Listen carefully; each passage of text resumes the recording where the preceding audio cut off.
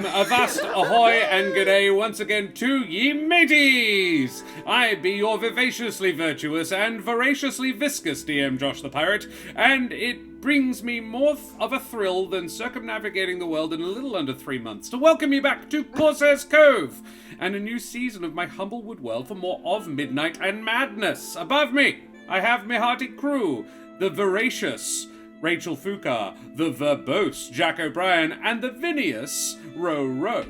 So let's talk about these wonderful blokes, shall we? For those who are curious, voracious is truthful and honest, as in veracity. Verbose, wordy, or using more words than is often needed, which, I don't know, it's been known.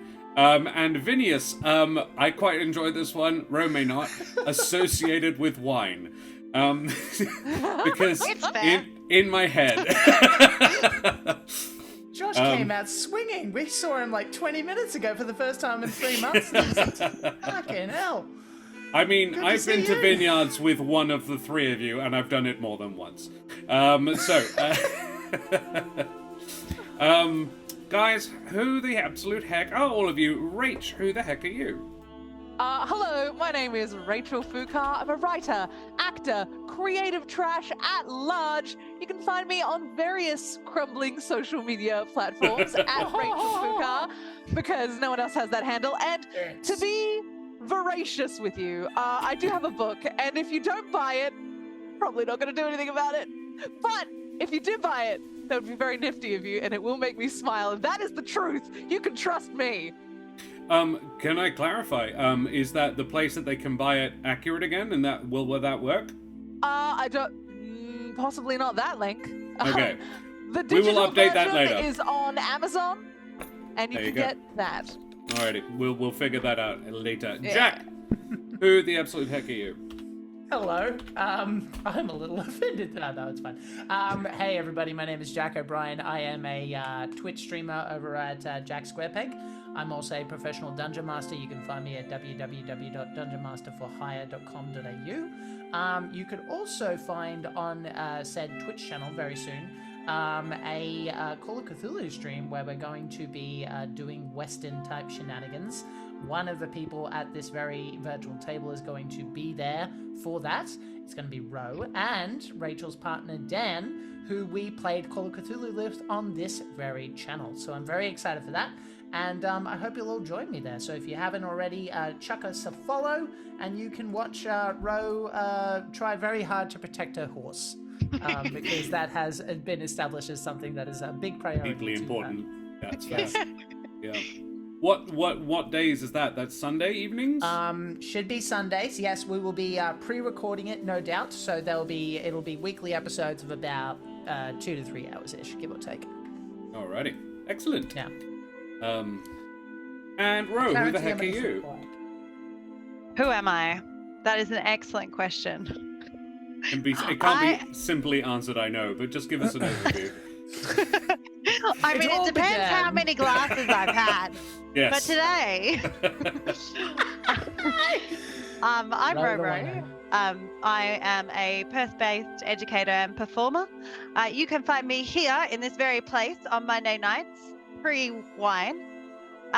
And you can't find me anywhere else at the moment. Well, actually, you can find me on Instagram at Cradventurers to see photos of my various adventurers, most recently in Exmouth where the sun was out, which was pretty great. What was that like? It was amazing. Too sensual for Twitch. I don't think... Us anyway. I don't on the edge. I don't think you can find me anywhere after the wine. That's true. And Madame and Monsieur, Dame und Herren, and beings of indeterminate gender and persuasion, I be Josh the Pirate. You can find me here on my channel, Corsair's Cove, where I run D&D and other RPG-related games with my lovely wife and my friends. And that's what we're going to be doing tonight. And tomorrow night, Karen and I will be back for some more Roll Table for Two, which is a super cute little game, which is a DM-less game, which means we both get to play, which is nice. And then on Thursday evening, we have more of Monsters and Magic. More Humblewood for your watching pleasure. It's because Daria is back from the secret Russian city that she went to, hopefully. Apparently they have those. And I was like, I knew they had them in the 80s. I didn't know they still had them. That's great. It's also scary. Russia is a scary place. Other than that, I think this is about the only places you can find me at the moment. Shadows of Amorna is a little bit on hiatus right now. We are figuring some stuff out with that. And if you like me and my majestic voice, but you think I could stand to tone the face down a bit, you can check me out in the podcast There Be Dragons, where I play the infamous and deadly pirate Scan Felspar und his little dragon, Rosh. I need to remind our wonderful audience about the Ukraine because shit's still fucky there. So if you do have any charity dollars in your digital wallet, please consider chucking it over at the Emergency Action Appeal, which is the link I have placed up in chat. Now, I must also remind our voracious, voluptuous, and possibly even vociferous audience to please like, follow, and subscribe to all the things, you bloody champions. We have all the exclamation mark socials. We have a YouTube where you can catch up on all the episodes you may have missed, and we have a Discord where you can hang out with us to your heart's content, and possibly even our content as well. So what the absolute heck happened last time? It's been a bit of a while. Where's Jack gone? That was impressive as well. He just disappeared. Did you see that? I was checking. Okay. Is that you? That's a role you could definitely play as well. I could see that. Oh, Yeah. Maybe a tiny bit. I could see it. Yeah. Yeah, absolutely. I would have fun with that too. It'd be fun. What's his name? I forget his name. Oh well, he's good. Kurt Wagner. I'm Kurt, good. Kurt Wagner. That's right. Kurt Wagner. yes. Cool. I'm doing the recap, correct? Yeah. Well, I hope so. I ain't. Jack, your internet seems to be a little bit unstable. I was just checking. Okay, well then, Alright, I don't really know what to do about that. Give me Never a moment.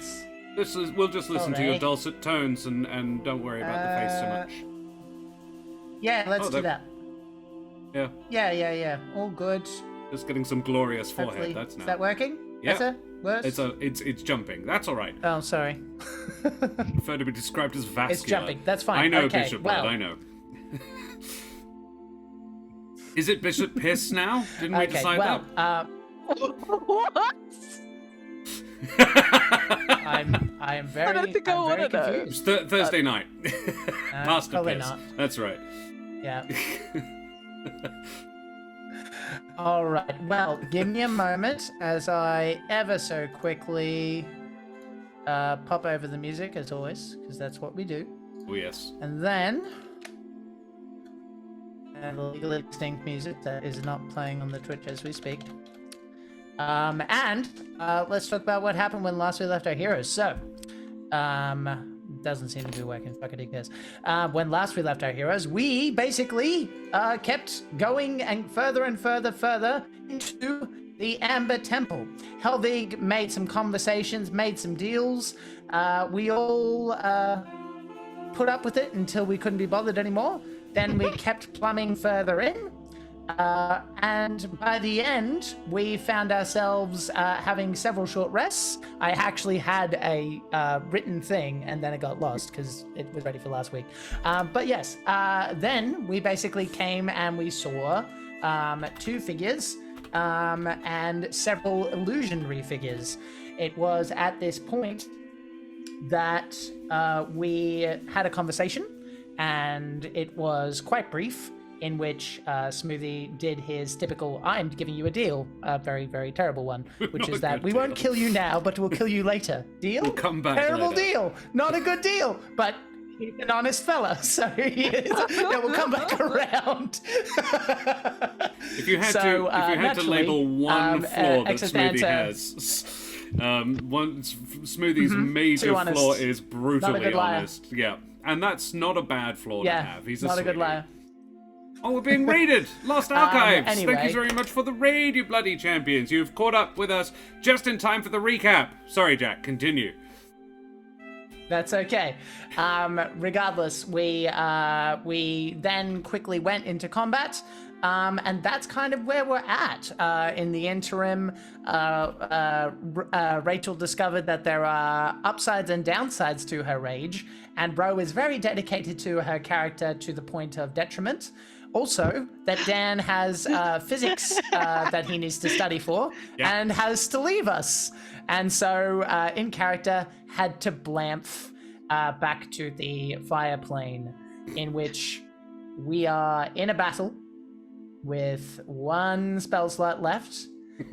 Get your inspirations ready, folks. It's gonna be a doozy. Play ball! Ro has one. I can't. Inspiration. I got 2. Oh, good. Good Jack for you. has 0. Yeah, Jack and Ray each have 0. Yep. Josh I'm has 1. uninspired. I have Josh 1. has 1. Oh no. I can't Stop it. believe you did a recap without mentioning Freckles and Perky. Yeah, how That's could you true. have not mentioned Freckles and Perky? How quickly you I forget them. did. Yeah, They're yeah. illusions. Oh I yeah, mentioned them. that. Oh. Yes, there were two Terran batfolk whose names were Freckles and Perky, which is a nod to the Terran tradition of being named after some sort of feature, and one can assume that it was the stuff on their skin and their energy. Yeah. Yes, agreed. Yeah. I don't think it's absolutely. canonic in the world that like any of the like I don't know that female presenting creatures in this world have the breasticles. I don't like most mammals don't have like engorged mammaries a lot of the time. So like if Let's move on, shall so we? I don't know how else she'd be perky is my Let's meaning. talk about anything else. Birds have a keel Gotcha. though. Yeah, all birds have a keel. Off Hashtag we not go. all birds. Let's Hashtag all birds. That's just the birds though. Yeah. Cool. All right. Thank you, Jack, for reminding us of those things. There was also we talk about Perky and Freckles without mentioning Trisha's back rub situation. Yes, she was very bucket mad. list. She was She robbed didn't of a get fish so much she's never gonna forget it. Bucket list. Furious. I mean, there's no apparently illusions don't count. So, of course not. yes, mateys. They don't. Thank you very much, Jack. That was a great recap. So, mateys, may your allies remain firmly on the same plane of existence as you are, and all your enemies invite you to a sexy party as we head, tremulously at first, and then with mounting anxiety and dread, into Barovia. I do. Oh! And we are back in the, we return to Barovia, where the gang is in the Amber Temple, a dark repository of ancient knowledge, and at the very least, morally suspect knowledge, inhabited by the lich Exthanter, as well as some other things. We find them upstairs in a library, sumptuously decorated with divans and piles of pillows, tapestries, and ornaments. Upon some of these recline a selection of humble folk. In various degrees of undress and its stimulations, who do not seem bothered by the ruckus you are causing. Smoothie, you are currently face to face with an attractive female Gerbine who is looking at you hungrily, vampiric fangs just visible. Trish and Selenox, as well as their offsider Willem, are facing down the Lich, a handsome male Gerbine, and a sensual Vulpin woman is casting spells from the far corner. It is Smoothie's turn, and I'm just going to put us over onto the combat overlay. Okay. The lamp, cut, and because that. There we go. Alright, so let me just quickly have a look here. Yep, stats of night. So what we're going to do is quite simple. We are going to disengage. No, we'll hold on. So I'm going to disengage and then do steps of night to fly up to the steps and be out of sight. Oh, sure. Okay. That's down, yeah. but yes. Oh, are we not at the bottom of the The stairs? staircase goes down. Yeah, no, you were, and then this is upstairs. Oh, cool. Then I will, basically go down the stairs enough that I am basically out of sight. Yeah. You could fly, or is steps That's of what night. I'm doing. Yes. But are you disengaging? Yeah, action is disengage. Bonus Very well. action is steps of night. Yeah. Okay, cool. You jump downstairs, basically. The drop is a good 20 feet, but you have wings, so it's not a massive issue at all. So, where are you hopping to? Well, basically, I imagine I kind of put myself in a situation where I can come back up. Maybe, like, since it didn't take me too much, I'll go, like, 10 feet. And I can't really do a thing. So, like, hit. Oh, God. Sorry. I've just lost my icon. But basically, pretty much where I am, but underneath is where I'm Oh, thinking. okay, so pretty much straight down. Right. Yeah, and then Very underneath. well. God, that smells good. What did you just reheat? That smells amazing. I hadn't realized I was as hungry as I am. Cool. All right, then it is Joy the Vampire's turn. It keeps disappearing. What? I may look no, into a different VTT. Above virtual tips up. It's buggy. Who knew? It's free. Yes, it is Joy the Vampire's turn, and Joy the Vampire is looks disappointed when Smoothie balamps away from her. Oh my God, yes. Jack, are you upside down? He's just gone. Yes. I am now. He is now. I am now. Excellent. Yes. I love that. Smoothie, can you, if I'm you're hanging doing onto that? it with my feet. Hey, Rusty Tonics, good to Sounds see you. right. Thank you for joining us. We are Corso's Cove. We are playing Barovia. We are playing Curse of Strahd, but we are doing it with Humblewood characters. So, Smoothie, can you a deception check, please? Okay. To basically, this is to fake out Joy. You're like, I'm going to jump off, and instead you're just hanging upside down. Goodbye. 22, you nail it as well. 22. You see, so she sees you go over the edge, and she is going to dive after you. This little Gerbine vampire. She's like, ah! And jumps after you, expecting you to fly down. She can cop the fall. She doesn't hurt herself going down. But then she lands and finds herself looking up at you, because you are 15 feet above her head, hanging from the ceiling by your claws. And she looks up at you and sort of hisses at you, and then she is going to take one of the bits of broken crate down there and throw it at you, because that's all she can really do now. So, thank you for the follow, Rusty Tonics. Avast, matey, you wee scallywag. Nat 1. Yeah, she just sails right past you. She doesn't succeed in... Yeah, she's just yeeting as... she's not proficient with it, and it just breaks on the ceiling next to you. And Smoothie just sort of dirt off his shoulder and carries on with his life. Trish, it's your turn.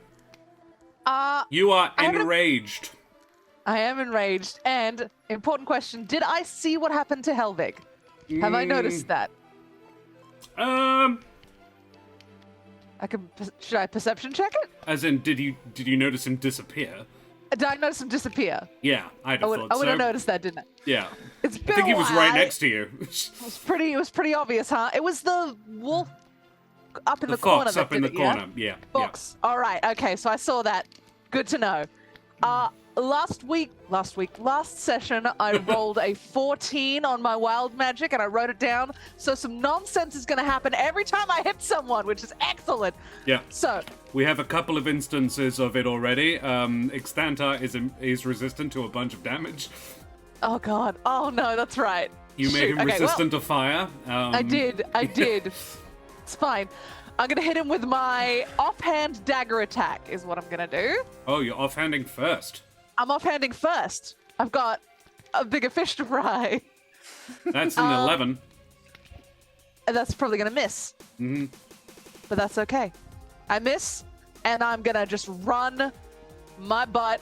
Oh, an error occurred, but my butt is running Where are you right going? over to the corner to that fox. The fox Who lady. hurt Okay. Helvig. Neffereon. Ambulance tucked under the arm. Ah! Just charging right in there. Full rage mode. And I'm stabbing. Stab it. Oh, that's better. Oof. Yeah, that'll do it. That's a better hit. So, damage. Boom. Rusty Tonics, the owl is Selenox. Trish Caper is the little raccoon you can see popping up. And Smoothie is the bat folk. Alright, so I got 9 plus 7 for sneak and roll for nonsense. Oh dear. What's my non? Oh! I remember 3 being bad. There's 4 options. 3's the bad one. All the others are good. And I keep. Oh my god. So this is a custom homebrew wild magic surge table that I created, and it's only got about 3 options on it that are bad. And Rach unerringly gets this one. So is Neffereon resistant to fire damage now? Yes, they both are now. So. Yeah. Well, then go for the Screw me, I vampire. guess. Yeah. If you rage and then unrage, does that undo itself, I wonder? I don't know, but Hey, I. Rach, don't feel too bad. It was already resistant to fire damage. So the damage that you just did is halved. So 16, I believe. Okay. Which we halved. That was the verbal equivalent of that Julius Caesar hug in fucking Gladiator. Yeah. God. It's okay. Little did they know, it's not okay. Oh my god. Love it. Okay, well done. You did still stab them with a lance, like they noticed. They did not enjoy it at all. Good. Ow!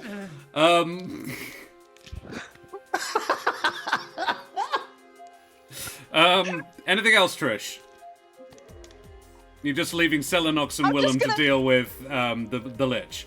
My closest friend just disappeared from existence, and I'm already in rage mode, so all I am capable of is just Murder. is Well, what I do. Right in okay. her face. it's an interesting roll. Funny. Cool.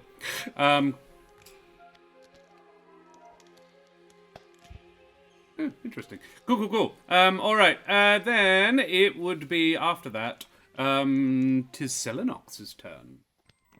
All right. Selenox is feeling pretty pissed as well about this whole Helvig disappearing nonsense. So she's going to look at the Lich, and as she looks at the Lich, her eyes glow a little bit more golden than usual for a moment. As she casts Hunter's Mark Yes, on the Selenox. Lich. She's angry now, but she doesn't know. This is her rage. Yeah. Secret gap. So, and then I'm still using my marked sword. Where's that one? The long sword with the ancient Orin on it. Love it. And I am going to. Those symbols are glowing very brightly now.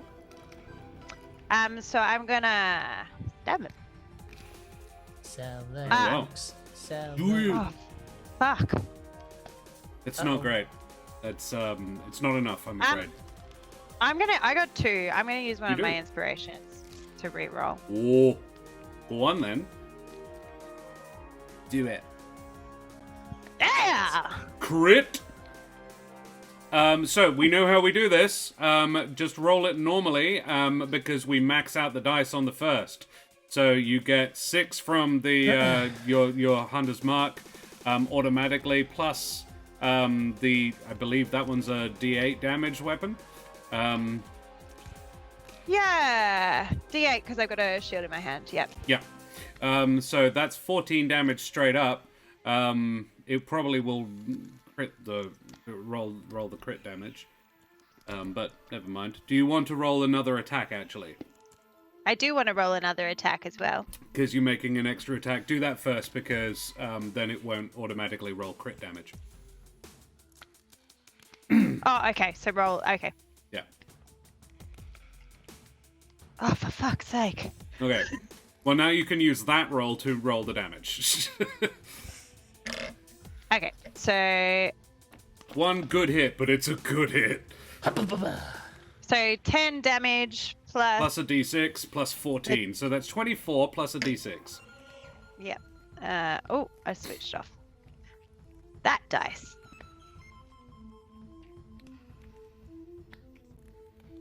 And 2 from my d6. 26. Well, no, 8 from your d6s because of the hunter's mark.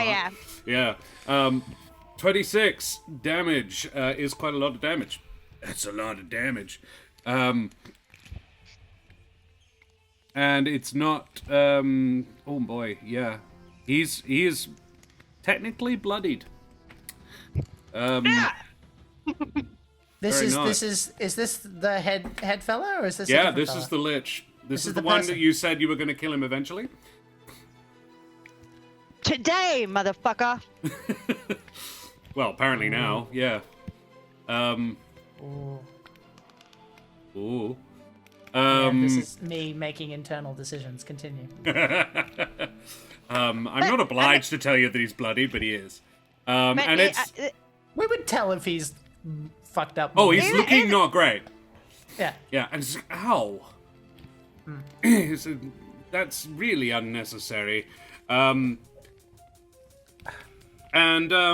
he is going to respond to this before, as you end your turn, by using his paralyzing touch on you.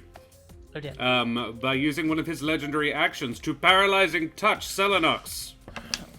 Because you guys have been having this all too much your own way. That is a 19 to hit. 19 to hit. Aye, very nice. Good. What was that face? Were you trying to remember, or were you just being a dick? Yeah. Bit of column A, It was bit the of column second. B. It was mostly the second. You look like a child. Just like, I didn't do it. No. Well then, how about, because it's now his turn, he's going to do it again. Fuck. How about a 21? No. Oh shit! I can't remember how to do things. Please make a Constitution saving throw. Yeah, that's fair. I'm glad you agree. That is... No, God, the dice hate me. Why do I the mean, dice I haven't rolled hate above me? a 10 yet. Falls through a dimensional portal, wonders, where have I landed? I'm gonna use. I'm quadrupoptry. gonna burn. I rolled 9, but I'm gonna burn my other inspiration. Smart. Oh, crap. You just took 11 cold damage from the paralyzing touch. Oh, is that all? Yeah. Oh, okay. But Well, I if you haven't- fail the con save, you are now paralyzed. Right. Yeah, that's what I thought. Mhm. All right. So 16. 16. Ooh. Ooh. And Let me sorry, just 11. check. 11 Uh, damage. 11 damage. You are still paralyzed, I'm afraid, for 1 minute. Fuck. Just see this like face staring at you for like a minute. Your Popeye? Don't Popeye. I'm gonna fuck you up so bad, and you're gonna get out of here, and you're gonna know about it. Maidenless, the races of the party. Trish Caper is a Mapatch, a raccoon folk. Smoothie is a bat folk, which is a homebrew race that I made up called a Terran. And Selenox is an owl folk, which is a Strig in this setting. There are loads of different kinds of owl folk in loads of different settings in D&D, but Strig are humble folk, or bird folk, technically, of the humble folk. And Quadrupoptry, thank you very much for the follow, you bloody champion. Avast, matey, you wee scallywag. So, that's Exthanter's turn. He only has one action, but it's a nasty one. Yeah, it is... Willem's turn, and Willem is standing right next to Selenox, and now you can repeat the saving throw for the paralyzing touch at the end of every one of your turns, Selenox, ending the effect on a success. Cool. It's Willem's turn. Willem is going to strike him very roughly. I don't think he has my weapon, does he? No, he does not. Yeah. Okay. See if I can find. I never managed to remember to keep Willem's stats up. Revenant 5e. That's the one. They're quite beefy, but they don't have magical weapons, unfortunately. That's correct. Yeah, that's why I gave him it in the first place. Does just have the power. He just have a punch attack, which is quite good. It's 2d6 plus 4 bludgeoning. It's actually fairly decent. Pretty good. Yeah, that's a great sword. Yeah. Well, I think that's what he's technically armed with. That's what I'm saying he's armed with. So he's just going to fist Exthanter twice. And a 16 and a 15. That's pretty good. Plus 7. Yeah, that hits. 2 hits for Willem. Let's roll some bones. It's been 3 months, so I'm gonna do it. I'm gonna do it, even though it's an old joke. If you're watching YouTube, Duffo, continue. Yes. That is rolled very poorly on the dice, though. So 9 from the dice, plus a further 4 each time. 17 points of bludgeoning damaged, which we then half, sadly, because it's not magical. But still not bad. That's 8.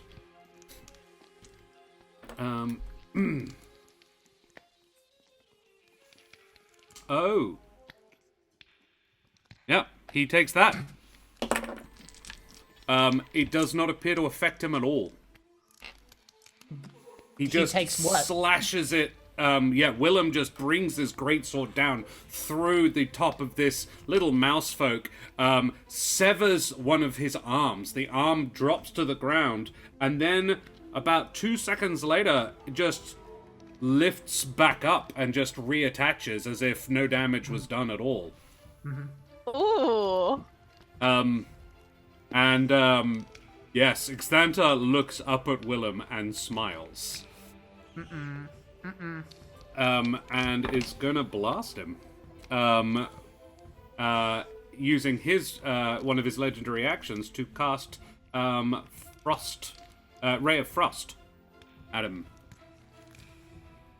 Which causes Willem to take, and he's going to hit him.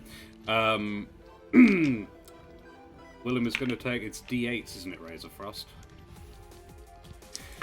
If it's Ray of Frost, then that's a disadvantage roll, no? Because it's a... I did roll with disadvantage. Oh, cool. Yeah. His attack modifier is very high, and Willem's armor save is only 13. I'm stressed. I'm going for every advantage I can. I approve completely. It's a spell attack modifier is a plus 12, so I got a 14 to hit, even on a 2, which is beats his AC. Unfortunately, that's max damage as well. So Willem takes 16 points of cold damage. He's fine though. Meta question: we can't heal him, can we? No, but you don't need to. Yeah, as long as the physical body survives. Right. Yeah. Right. Yeah, he heals himself, doesn't he? That's he'll just jump into the next uninhabited corpse if he does. Yep. So kill Joy would be my suggestion. Then you get a sexy Jerbeen version of Willem instead. Cool. Neffereon's turn. Yay! Now we get the big guns. And Trish is all up in his face. Her face, rather. Currently, Neffereon is female presenting. Now then, Finger of Death. What did that do?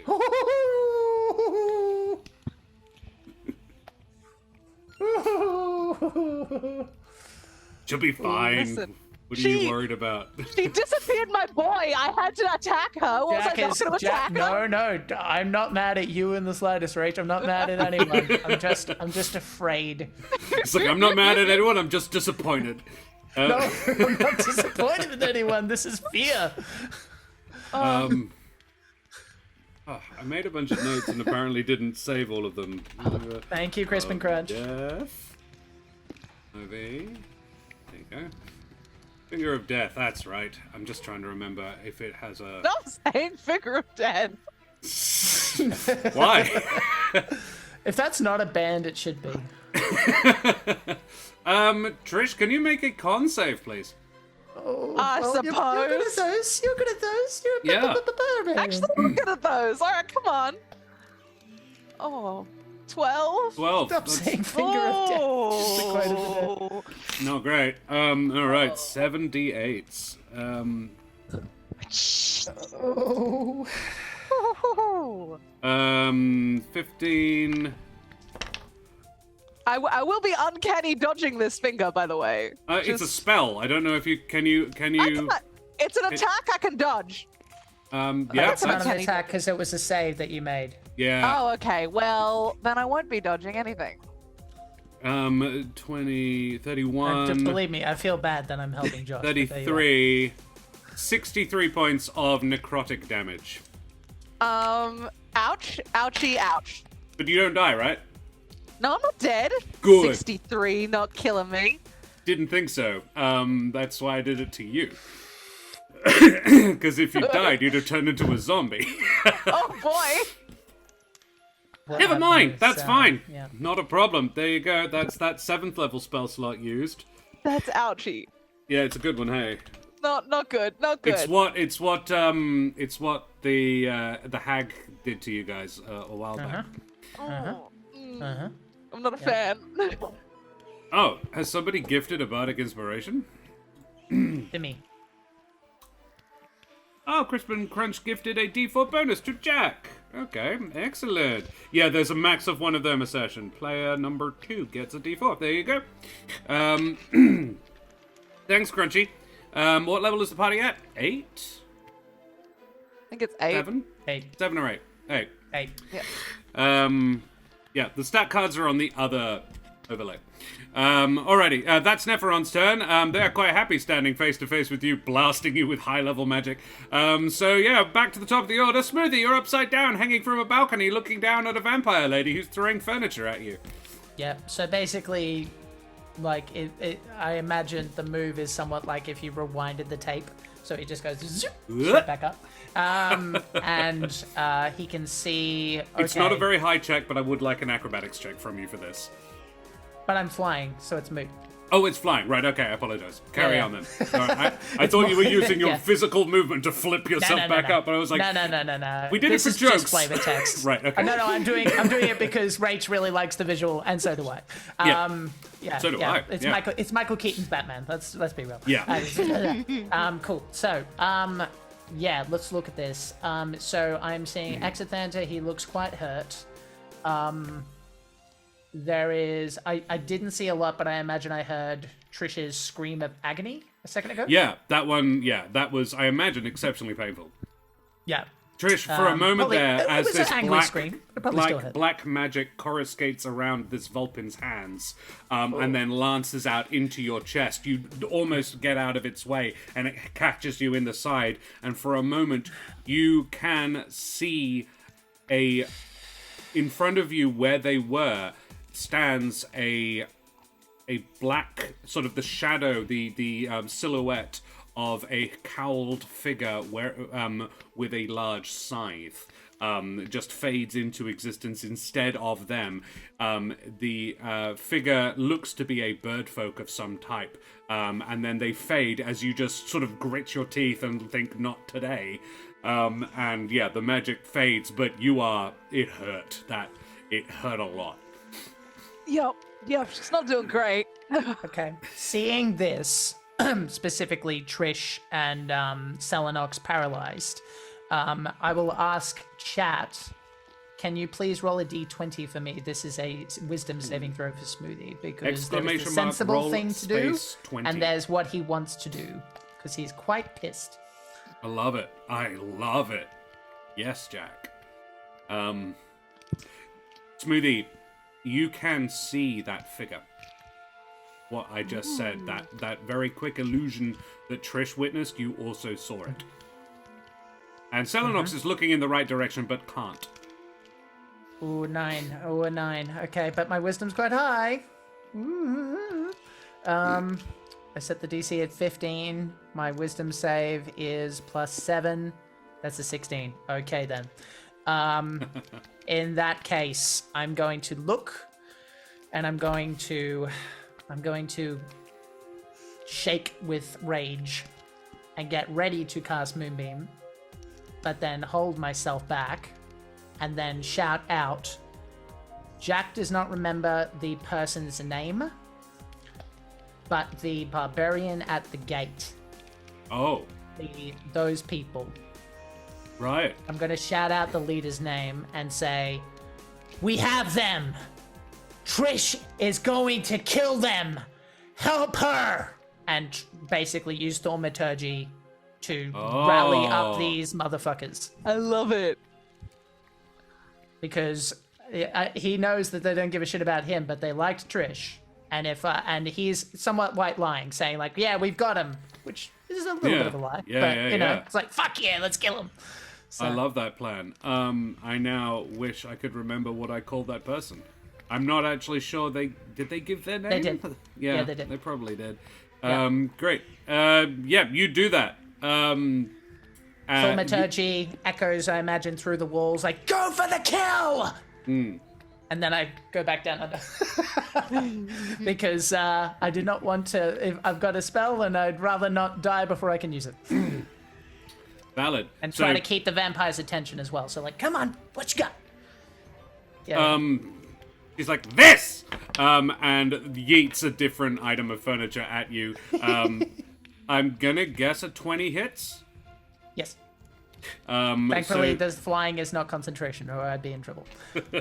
You take 10 points of bludgeoning damage. Okay. As she cops you with one of those coffins. She just throws it at you. And to be clear, I am trying to be as annoying as possible so that she focuses on me. Yeah, you are So succeeding. I'm like, yeah, so that's what I'm You're doing. like, "Oh, you're gonna get me." Bam! Ah, you got me. Fuck. Oh, dead. Yeah, that one hurt. Yeah. Okay, cool. That's my turn. Excellent. Yeah, and that was Joy's turn as well. She's really enjoying just throwing shit at you. Trish, you're up. All right. So tears in her eyes, and you can't tell if it's rage or sadness. She's gonna sort of swipe past into that little corner there, hit with the lance on the side, and say, "Bring him back to me!" And stab. Stab.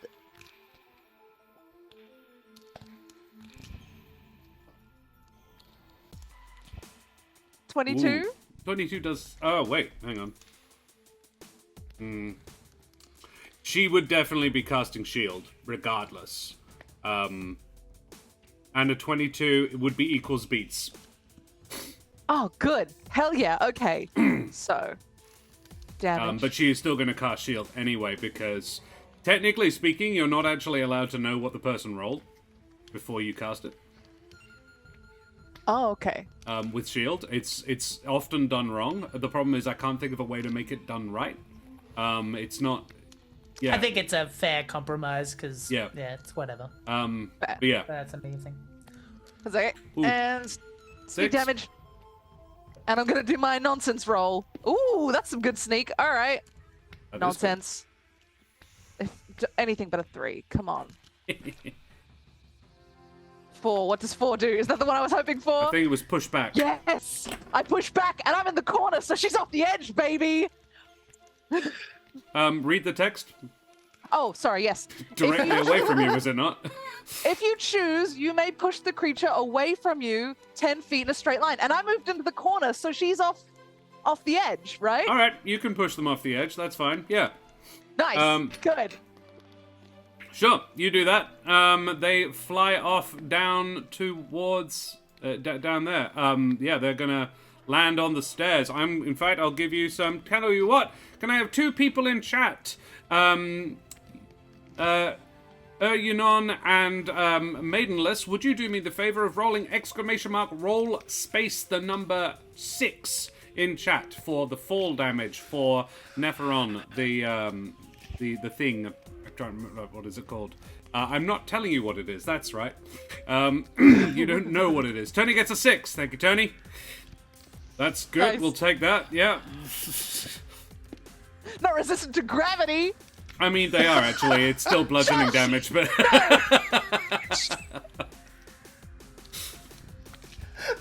It's non-magical bludgeoning. Josh. God. Amusingly, I don't know. Would it be magical because you're using a magical effect? But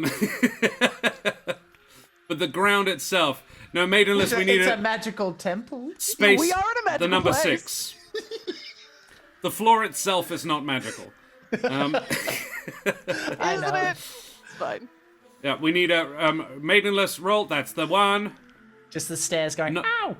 D6. God, unable to make a request. What? Yeah, I had that happen to me. That's why I'm not. Should have making myself worked. Ooh, Tony, who for? You've already got it. Can it stack? Yes. It's stacked for Jack stacks does for you need guys. this. You are correct. Stacked. You're not wrong. Oh. Is it for Jack Josh then, sees Tony? how it is. Oh yeah, that'd be good. But the There we die go. twisting. Another 6. 6. Very nice. Nice. Full 12, which we half to 6, but that's still pretty good. Nice, Trish. Yeah, it took both of those damage, and next up, you still have Next a bonus turn. action if you like. Oh, that's right. And I can move. Can I reach the lich? You can get back to the Okay, Lich, yeah. All right, my offhand dagger the lich. Why not? I will Get- move you. Get stabbed. Good stab. Oh yeah, that's not gonna do it. Is it? 16? Does not, I don't think. No. It's fine. Tony gave it to Smoothie.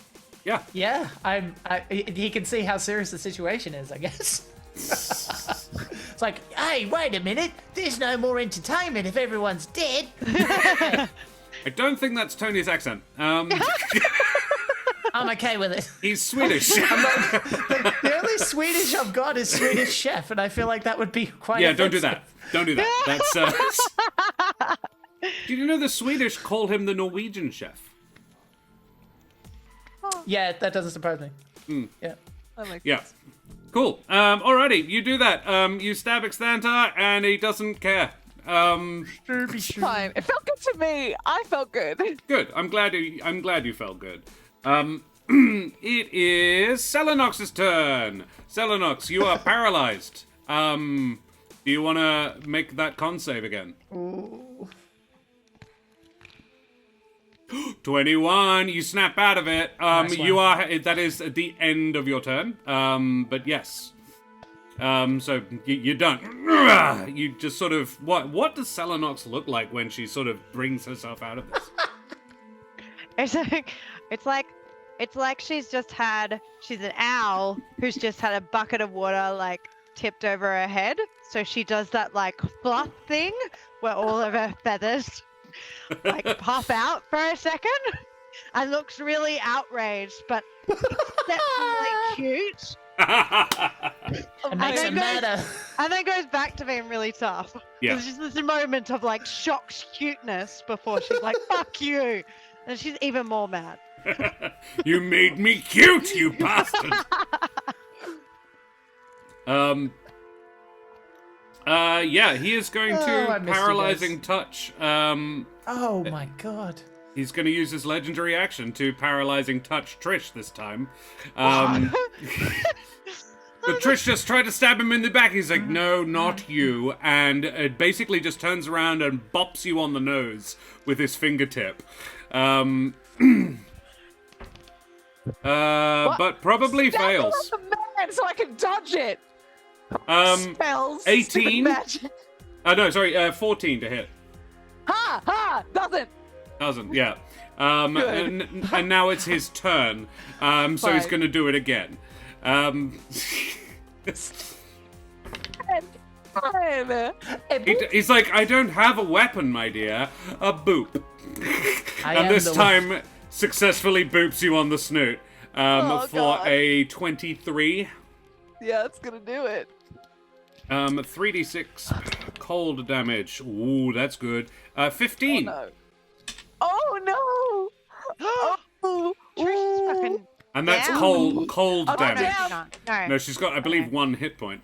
I have one hit point left, and I'm frozen. And you are, well, con save. To be Con save. frozen. Oh, can't say. Hey, Laurite. Hey, Canis. Good to see you, buddy.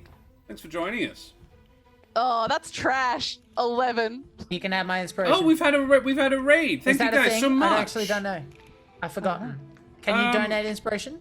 I'll allow it if you want it. Okay. In the. It's a good idea. Jack, if you're prepared to, then that's cool. Laurite, thank you very much for the raid, you bloody champion. Avast, mateys.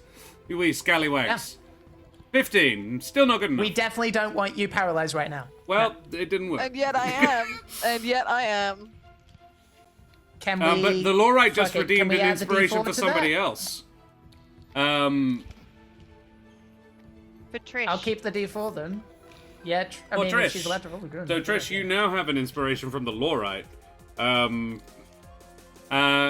Look. You've already donated one thing. That's fine. No. I'm stopping. Oh, go on then. I'm just heads up, you need at least a 3. Oh. And a D4 bonus. Well, I mean, Trisha's got her own inspiration, right? So she can. Can I You use can't that now? double. You can't double inspiration. The but you Laurite do has have a just D4 now. redeemed it. The Laurite has just, I believe, if it's for Trish, great. If it is, then yes, you can use it. Okay. Oh god. This sucks. I hate it. I hate everything about this. Let's go. Yeah. Thank you, Laurite. Ooh. Oh no. Okay. All right. All right. She's frozen. Damn it! Okay. All right. Oof. Yeah. Everything's good. Everything's fine. It'll be fine. Everything's good and We'll good be and fine. It's great. Cool. Next up, it's Willem. And Willem says, Willem is going to go over and Willem is going to circle around next to Trish and grabs the ember lance in your hands and says, I apologize, and just snatches it away from you and then stabs Exthanter. His weapon did nothing. So he is going to make a pair of weapon attacks with Trish's weapon. I will give it back the moment you are unfrozen. He makes 2 weapon attacks. What's his attack modifier? Because if it's 5, yeah, he hits twice. Are we flanking right now? Well, yeah, also that. So I will actually roll to see if I can get any crits. No. He hit twice, though. He is going to make... It's a D8 weapon, isn't it, your Ember Lance? Yes. Yeah. But when Yes. when he grabs it off you, it stops flaming. The flames come from you. So he only gets... It's not fire attacks, that's the point. It's just non-magical slashing. He manages 11 points plus his attack modifier, so 19 all up to Exthanter.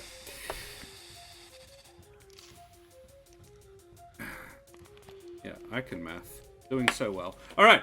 Did we have Selenox? We did. Selenox snapped out of it. Willem just attacked. Neffereon is lying on their back at the bottom of the stairs going, ow. Okay, yeah. The bitch can hit.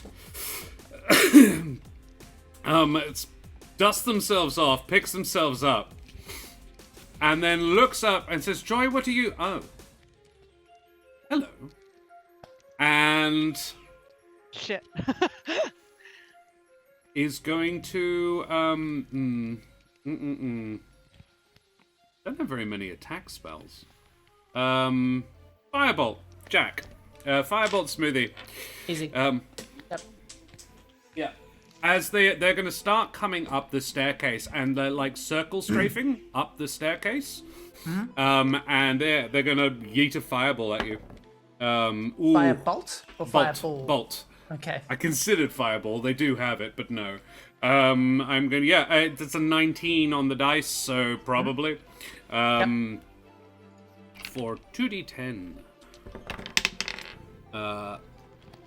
It's not that bad. 6 fire damage. Okay. Very disappointing, actually. I saw a 20 and I was like, yes! Oh, no, it's a 2. And Exthanter is going to use one of his legendary actions and smack Willem with his paralyzing touch, because he is really tired of Willem hitting him. Yeah. Nat 20. Has he been healing on his turn? Is that how it works? Exthanter. No, Willem. Oh, Willem, no. I seem to remember that. Rejuvenation. When the body is destroyed. Oh, regeneration. 10 hit points at the start of its turn. Yes. Yeah. So he'd actually be... he's only taken Up 5 damage so far. So, yeah. 2 5s. So, 18, 28, 29. Now, he is up to 34 points of damage. Okay. Oh, no, wait. What am I doing? I was a different character.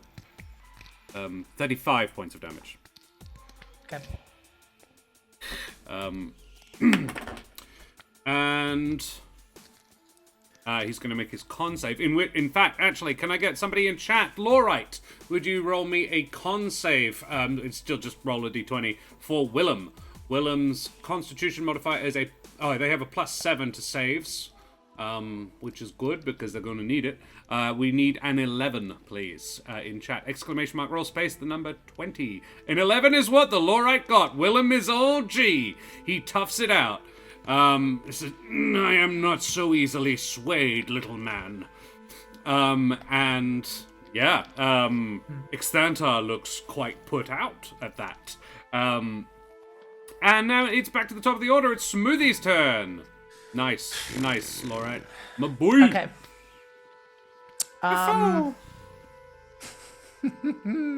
Okay. So, you're gonna have to put my token back on because every time I try to select it, it deletes itself. So you're gonna have to pilot for me. It doesn't. It just it teleports about 60 feet to the left and into a spot you can't see it. Yeah, because amazing. the map is blacked out. Don't know why. So the fellow that Selenox is next to, who's that? That's the Lich. That's Exthanter. Exthanter. Exthanter. Okay. Okay. This is tricky.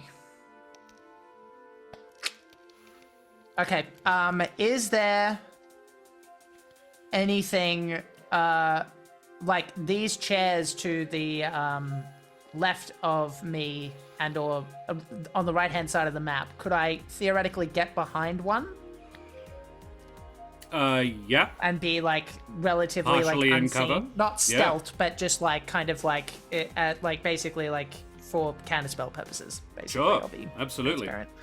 Okay. In that case, I'm going to get behind and basically it's not like cool at all. I basically just kind of dash over and then like when no one can see me, I do the equivalent of like the cat that's hit their head and then goes behind the couch and goes, oh, fuck! So he just goes... and then he will cast Aura of Life. Love it. Which And is if just kind of they are emanating halfway from down the stairs, they don't have eyeline on you. Right. Love it. So I think it's a 30-foot radius, which means that, like, I'm kind of going to stay where I am, but if Trish goes down, she comes back up with Right. 1 hit point. Love it. Yeah, cool. And I've just moved you two behind a chair. Is that right? Yep. Let me quickly check. But it sounds right. I can't actually. I'll just check stream. The ones on the right would be better, I think. The ones in between the 2 torches. Sure. The center one by the right-hand table. Yep. Awesome. Very well. Cool. That is my turn. Maidenless, Trish is a rogue cross barbarian, mostly rogue, some barbarian, swashbuckler barbarian, swashbuckler wild magic barbarian. Smoothie is a straight-up cleric. I believe a death cleric? No, Twilight. Twilight, that's right. And Selenox is a battle master, fighter. Mermaid Magics, welcome. Thank you for joining us. Hi. Cool. We're just fighting the Lich Exthanter in the Amber Temple in Barovia. And it's the vampire Joy's turn, and Joy's prey has been taken away from her, and she's quite upset about it. So, yeah, she is going to jump back up. She is a Gerbine and therefore has a standing leap of about 20 feet. And so hops herself back up here and comes in looking for blood.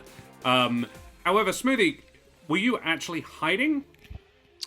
I didn't make a stealth check. No, My I know. intention was to basically be out of sight, however, so I'll let you rule that how you like. Can you make Definitely me... the intention was not to be seen. Very well. Make a stealth check then, please. Okay, sure. Give me a moment. Basically, you tried to hide in the moment. She's going to try and spot you in the moment. Things like this, 15. I don't normally make it an action. That's pretty good.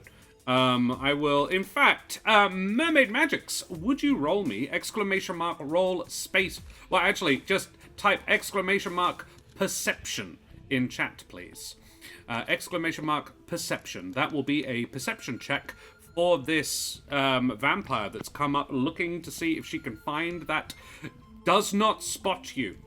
Okay. And so she is going to hiss and run at Selenox She's instead. obsessed with me. Stop being so obsessed with me. Stop it. Yeah, she is going to hiss and then run towards Selenox. So she is going to make a couple of attacks. She is going to make a claw attack, which is actually going to be an attempt to grapple.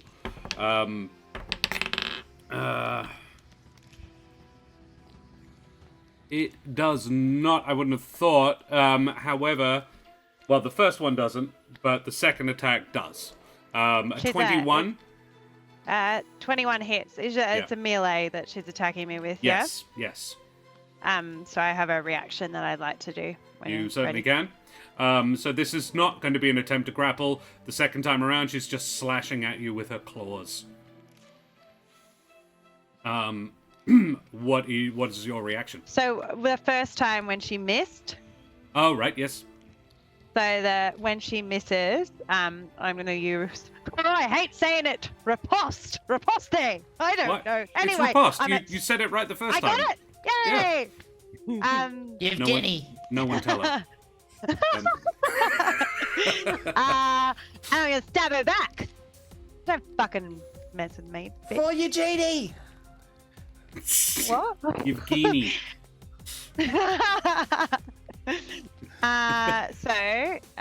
To make a melee weapon attack, add the superiority die. Riposte.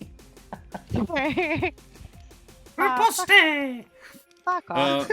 Oh no, that's That was in the chat. I was. Oh, man. Was that a 7 or a 1? I don't know. Where did it come up? I think it was It's a 15. 7. Selenox, 15. a longsword. 15. Longsword, 15 is the AC Yay! of the vampire. Hit speeds. Equals beats, Meets yeah. beats. Yeah. So that's. Oh my god, my dice. Oh, Hey, that was definitely a 1. But then I've got a 8 as well from your... from the superiority. Excellent. Oh, there we go. That There you nice go. likes me. That's all right. 16. 16, and yeah, this is magical. So yeah, Joy has now taken 16 points of No, it was only. magical slashing. Oh, yeah, okay. Yeah. Cool. If you're using your slashing, your fancy new weapon. Thank you very much, Mermaid Magic. Did somebody say and magical? How much damage did she get me with the scratch? Oh, the attack that she made against you. I hadn't actually rolled yet. I was working out yours first because it mechanically happened first. Very little. 6. You know what? I might just grapple you instead. Yeah, no, I've already rolled the dice. You take 6 points of damage. Yeah, I'm fair, even to me. Alright. Very well. And then it's Trisha's turn. Does she only have one scratch attack?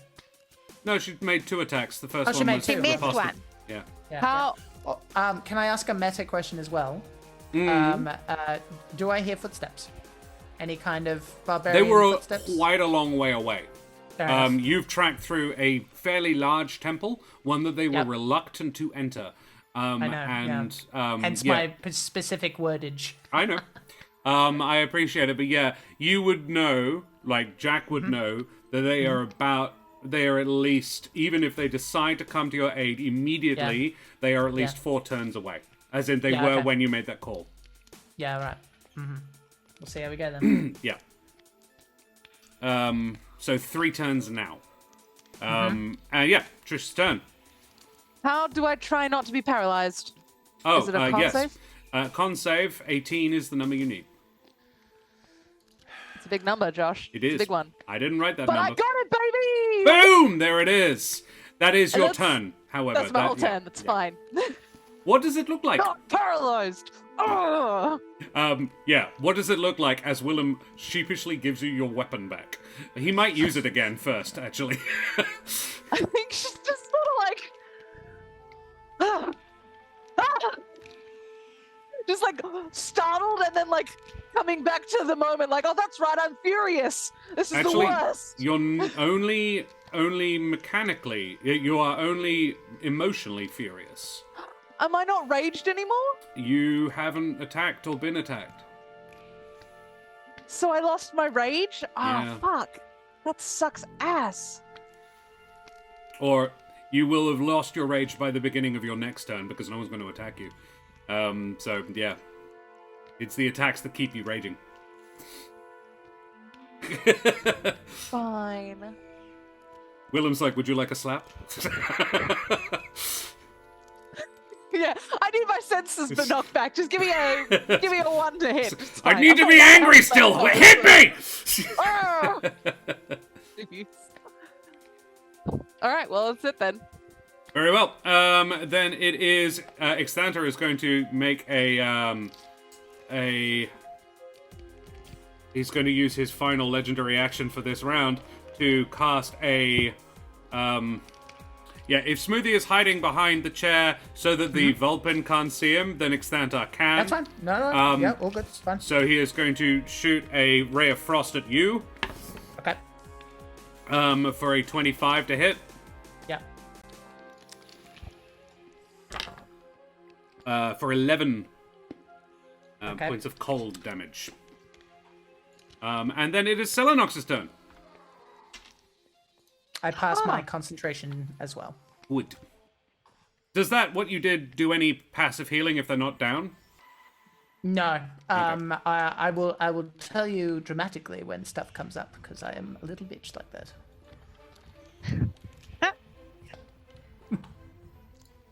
I am going to. Selenox is going to.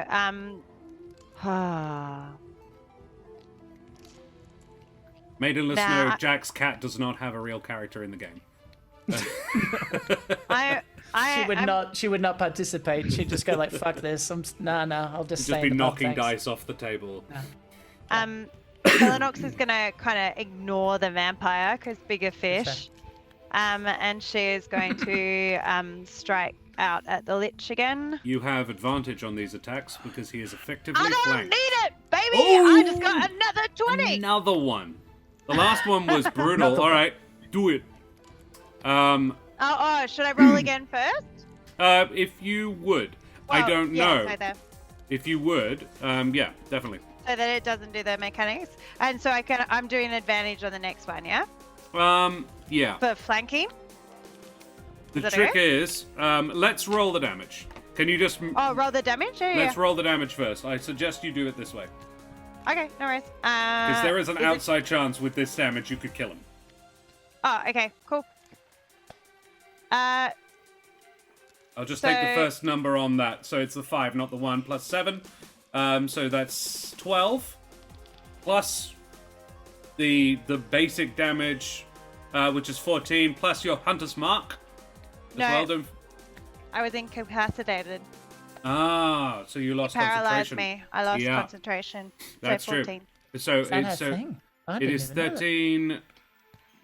No, it's still 12. Plus, we max out that 8, so it's 20.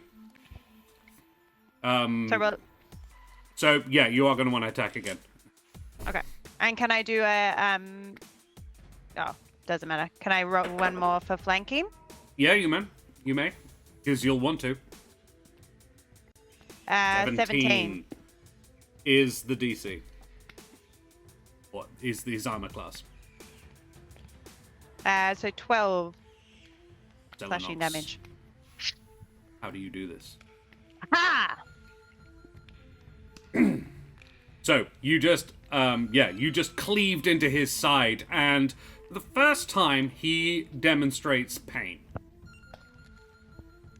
So how do you finish him?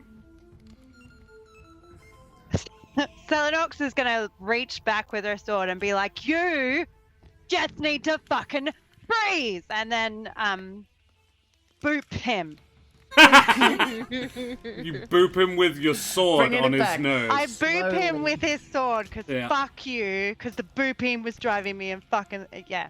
The blade, as the blade touches his nose, the sigils along its blade flash bright blue, and there is a sort of a bang of pressure, and he disappears. Yeah, because wasn't there a fucking thing where he's got some fucking thing where he can't die anyway? The clothes that he was in collapsed to the ground, and he is gone. You booped him. You booped him so hard he disappeared.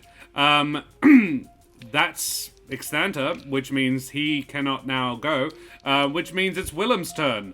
And Willem goes, right, well done, well done. He wouldn't call you miss or madam. He would call you, well done, Selenox.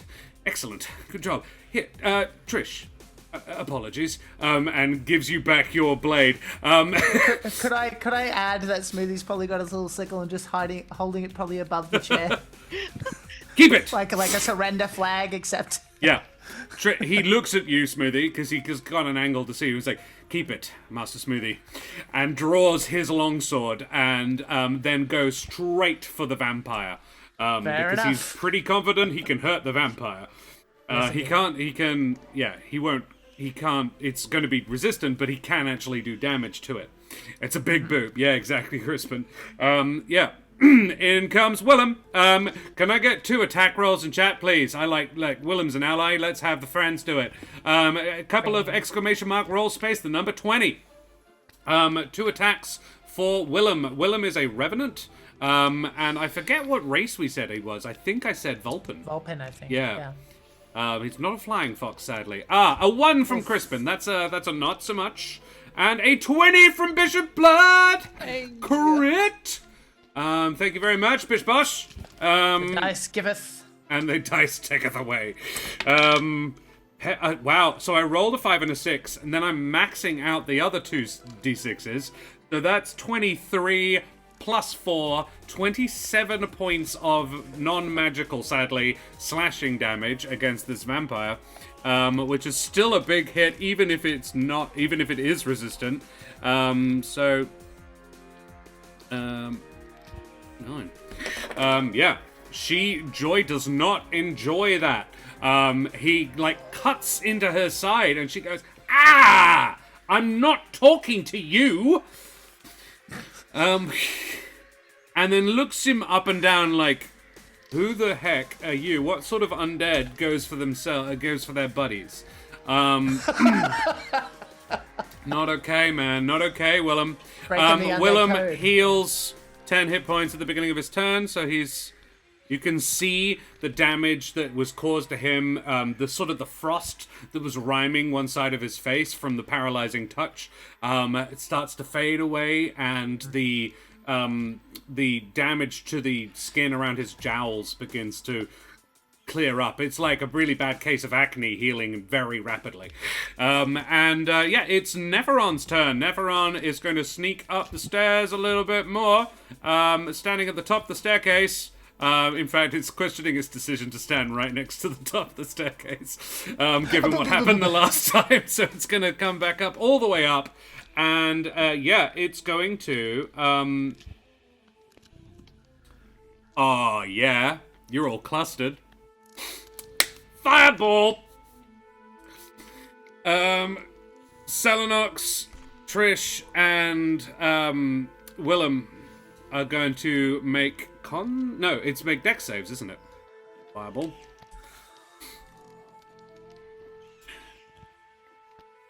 I love using casters. I got a 9. Look, you probably weren't going to survive this anyway. I also. You got a 12, didn't you, Trish? I got a 9. Oh, I'm Yeah. losing it. All right, I got a 12. Look, it's Got not a good for 12. either of you. Oh, yeah, good idea. I don't know if it's even worth trying to uncanny dodge it, but It's really not. You've got it's 1 hit point, don't you? it's 8d6's worth of damage. I don't know if you can half that to nothing. yeah, it's not gonna. And you're it's not gonna happen. raging. Admittedly, actually, this would keep you raging, but you're about to pass out. So, We were enjoying this too much, sir. that's 10 from the first 3. 15, 16. Ooh, it's not actually that much. 16, 24.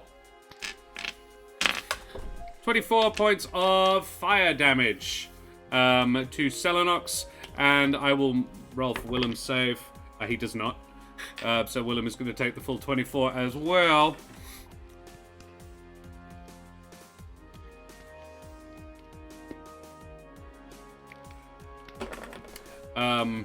Trish goes down, but then the magic that Smoothie had going brings her On right her back up turn. again? On her turn. Right. Trish, you are unconscious. Okay, super.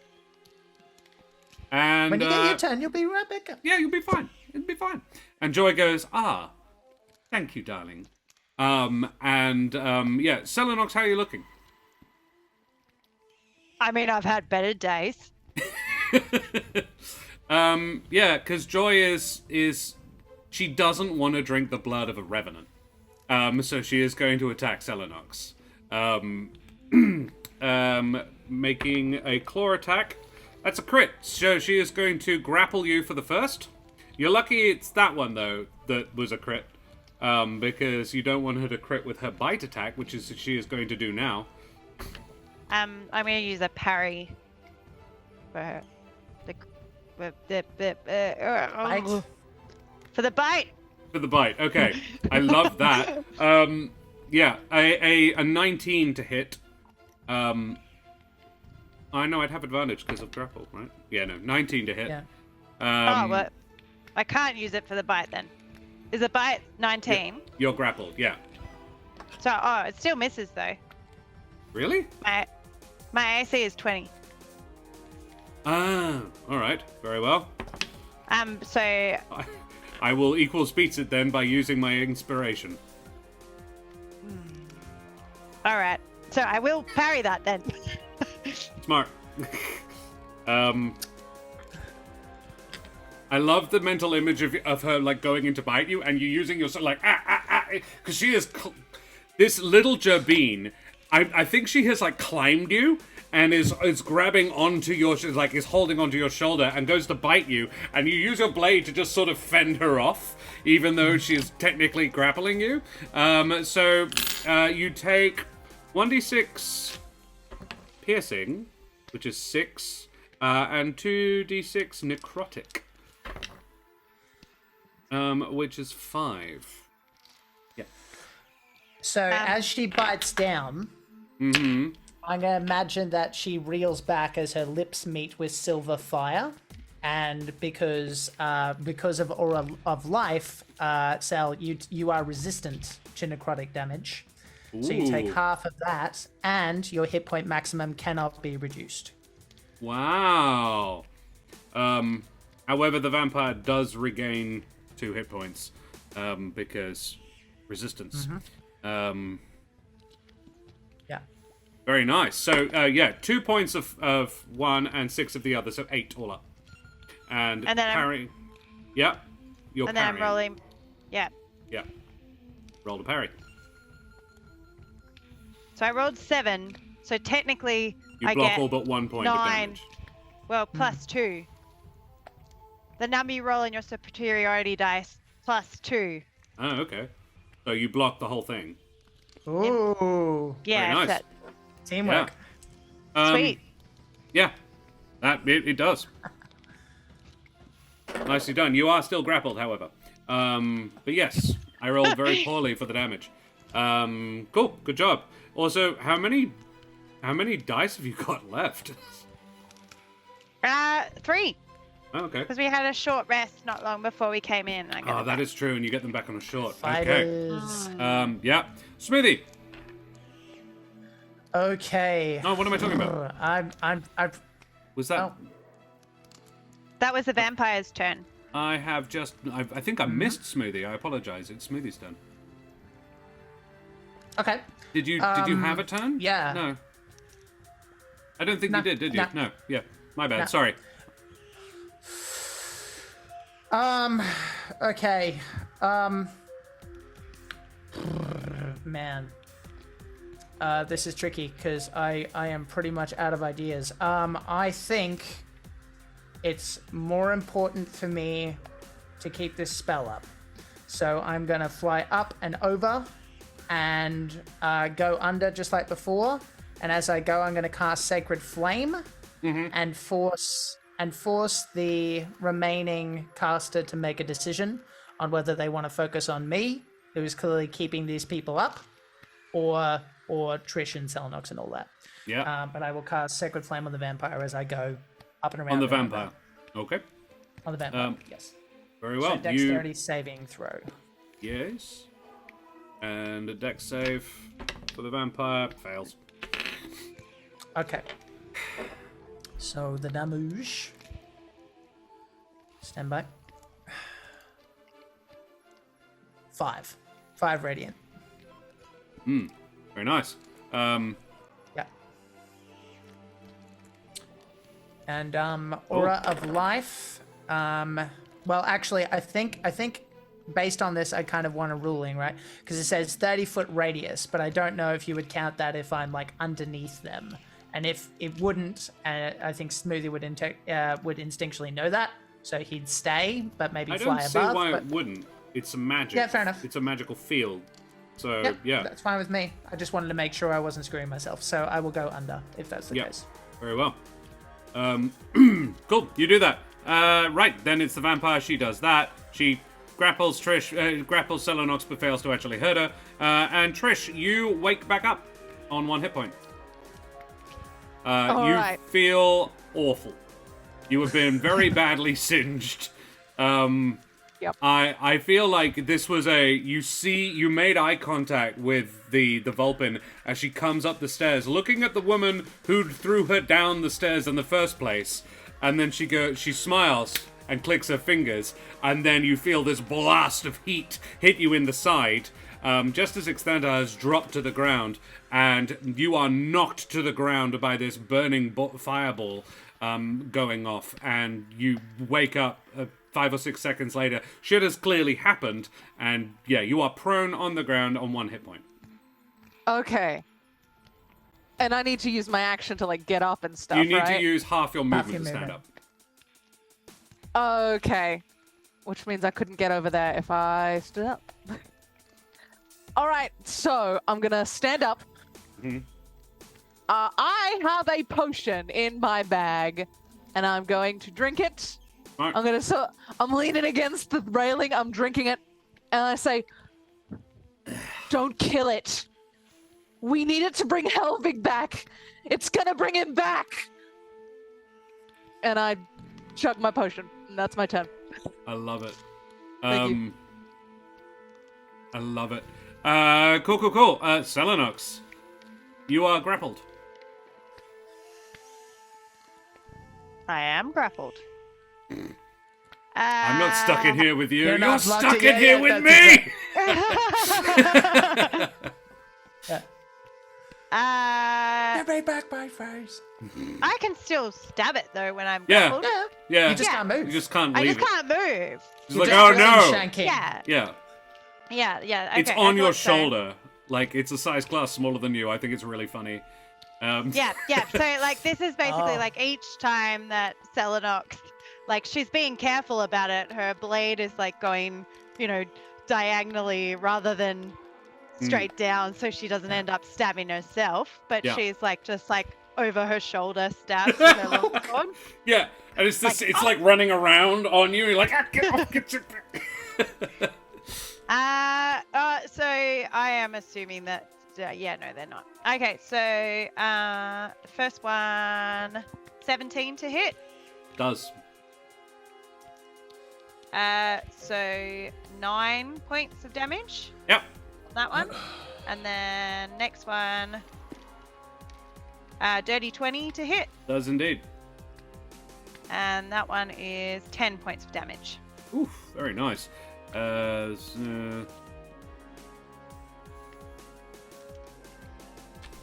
Very nice. Yep, that's that. Anything else? No. Oh no, I can't move. Yeah. No, you can't. No. I mean, I would allow you to move, but she will be moving with you. Like, she's attached to you. Can I? I'm okay with that. Yeah. So what I want to do is I've got a wall within 20 feet of me. So I don't know. Are they 10 Yeah. feet square? Yeah. Yeah. So what I would like to do is I'd like to like back into the wall with her on me. I will not allow you to do, like, use this movement to hurt her. Alright, She'll get out fair. of the way, but, like, if you wanted to move around the room, she's not physically capable of stopping you. She's just... I'm gonna try anyway because I think Selenox would still try, and you could. Yeah, I don't get So her. But I'm Selenox just gonna, tries to tag. smack her into the wall, but she just, like, wriggles around you, and you Yeah. just slam your own back into the wall instead. Yeah. And she's like, no. And Willem's like, you've got that, right? And Willem is gonna go for Neffereon. Yes, please. Having heard what Trish said, he bears it in mind, flourishes his blade, and rushes at the Vulpin. And he says, I'll try. But if it is what we think it is, killing it's not possible. Yeah, he is going to make a couple of attacks at the Vulpin. Can I get a couple of attacks in chat, please? Exclamation mark, roll space, the number 20. Willem has a +6 to hit. +7 to hit with his greatsword. So a 12 does not, but a 19 would. 20 rather, a 20 would, except that Neffereon is going to use their last first level spell slot to cast Shield, preventing it. So both of Willem's attacks just sort of bounce off. And he says, see? It's not... And Neffereon goes, no, it's not. Oh, fireball again. Smoothie is on the lower level. Are you on the ground on the lower level? Or are you hanging from the ceiling? No, I don't think he's hanging anymore. He'd probably be hovering. But, Okay. like, I don't imagine his movement would allow him to hit the ground, but maybe a midpoint in between, something like that. The intention was specifically for him to, have to choose. Yeah. Willem heals by 10 points. makes him really fucking hard to kill. I'm okay with it. Yeah. Yeah. Ooh, that could be fun.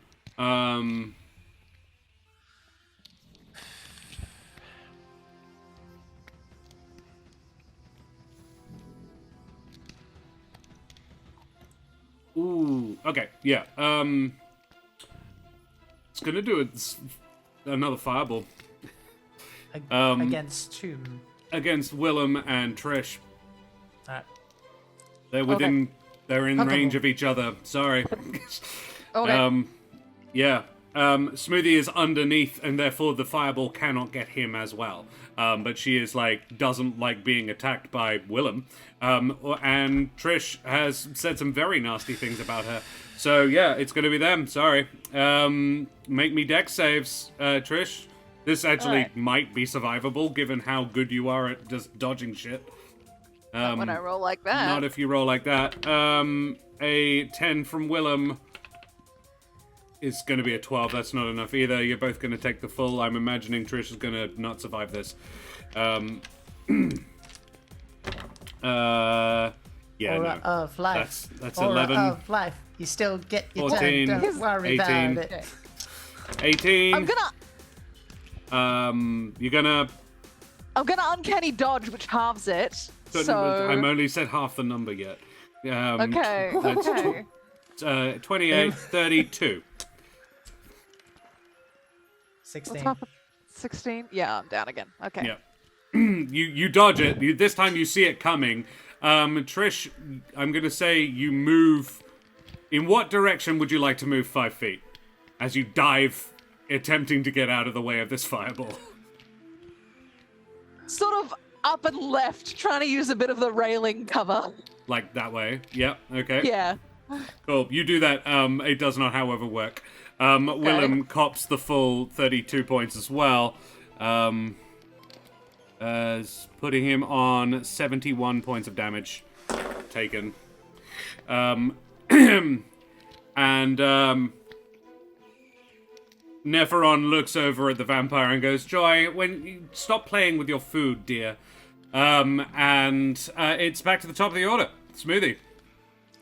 Okay. Now, Josh, you said in the Discord that I have a certain scroll, correct?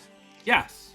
Yes, you do. Let's use that. I believe you because found it I know earlier. for a fact Yeah. he used his reaction. So up I go. Mass cure wounds. Nice. Okay, so up to 6 creatures, so we'll include Willem even though theoretically it doesn't work. Each target regains hit points equal to 3d8 plus your spellcasting ability modifier, which is 4, I believe.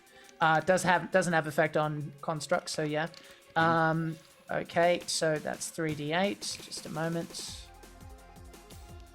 Holy crap, I've lost years of my life.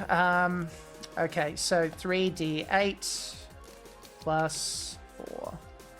Okay, so that is 18 points of healing to everyone, including myself. Woo! Thank you. I pop back up, and I'm going to do this gesture that I learned from Selenox, though I still don't quite know what it means, and do this. And just go, yeah, and then to go back under again. Joy... Single tear runs down. So proud. Mermaid Magic X, thank you very much for the follow, you bloody champion. Avast, matey, you wee scallywag. I saw it a while ago, I forgot to say it. Thank you. So, yeah, it's Joy's turn. Selenox, you're now grappled, so...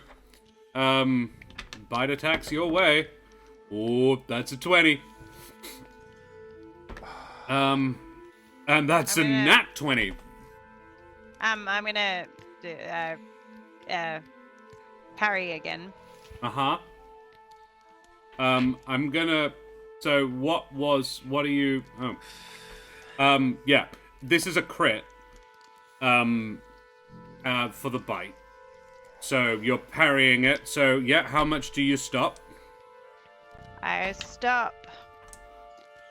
That's 9 from the actual piercing damage. Do I still have the silver blood or not anymore? What? Oh, the, Thing? Yeah. Aura of Life's still up because I've it's- maintained concentration. Yeah. So it's a resistance 30-foot to range. necrotic. Yeah, I was just wondering. It's spread. That would be the whole room, I think, just about. Yeah, pretty much. Yeah. Yeah. You're just still within it, but yes, you are. Yeah. Okay. Cool.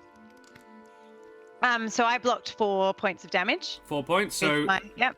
you take 5 from the bite, as in just the 5 piercing from the bite, and then the necrotic.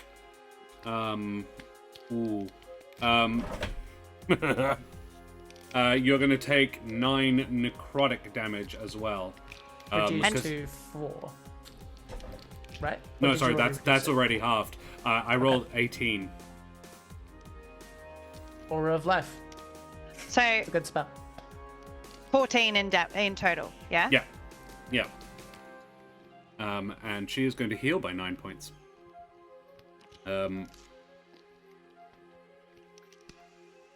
She's also going to...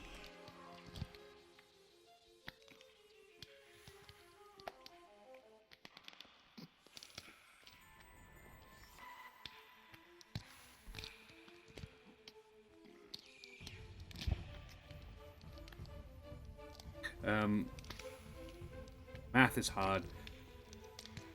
Can confirm. Damn it. There we go. There you go. Okay. Brain finally did good. Okay. And then she is going to make a claw attack at you as well. Josh, why can't you keep all of these characters all at the same time in a I know, tense right? but exciting battle straight? I mean, geez. Yeah, a claw attack for a 21 to hit. Hit. For relatively low damage, but there we go. Let's find out. 2d4s. Oh, not bad. 9 slashing damage. Ow! It's not there how goes- you make friends. I'm not trying to make friends, darling. I'm trying to make dinner. You could have played it differently. We were all having a lovely party until you arrived, and you were very welcome to join, but your friend said some very unpleasant things to Master Exthanter. Did I? Yeah, you did. Yeah, You threatened to kill him. I don't think that was, I mean, I guess depending on your point of view. I wasn't rude. He said, that's not a very nice deal, and you're like, well, it is what it is. I think you were, like, you weren't a dick about it, but you definitely said not nice things. No, it was basically like it's like the mafia version of being polite. It's like, oh, Yeah. I strongly suggest you pay your dues. Yeah, you know what I'm saying? Yeah. All right, Trish, you have 18 hit points. I have 18 hit points and a single-minded goal. I'm gonna tuck my lance under my arm and I'm charging at the fox lady. I'm aiming for like upper leg region. All right, okay. As in the femoral artery? As in, like, I want to stop her from being able to move. Oh, okay, right. You want to to pin her in place. Right. Okay, I'm with Yes. you. Sure. So That isn't exactly 30 feet move, but you can do that, certainly. Don't worry, I'll Good. move you. thank you. Stab. Oh, Damn. terrible stab. Terrible stab. Not a great stab. That's right. I'm gonna offhand dagger attack. Do it. Bit better. 18 would, except that it doesn't. Shield, yeah. Right. That's fine. I'm starting Okay. to use second level spells. It's all right. And that's all my movement. So I'm just gonna be in her face, very upset. That's it. Yep. She's not having a great either. Like, Good. You're draining she's her resources, Trish. It's all Yeah.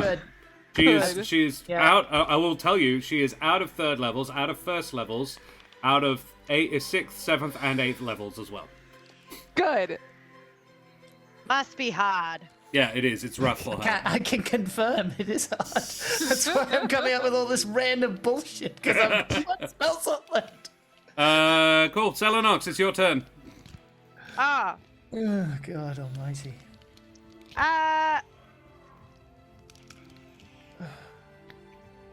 I think that would be a silly thing to do. I'm gonna keep stabbing her. Keep That's not good, stabbing. Arcanaloth. 25 Yeah. to does. hit. Yeah. Yeah, full damage. So 15, Yeah. and then 9 to hit, which Yep. does not. 9. No. 9. 9 it doesn't. And I'm going to use my bonus action to use second wind.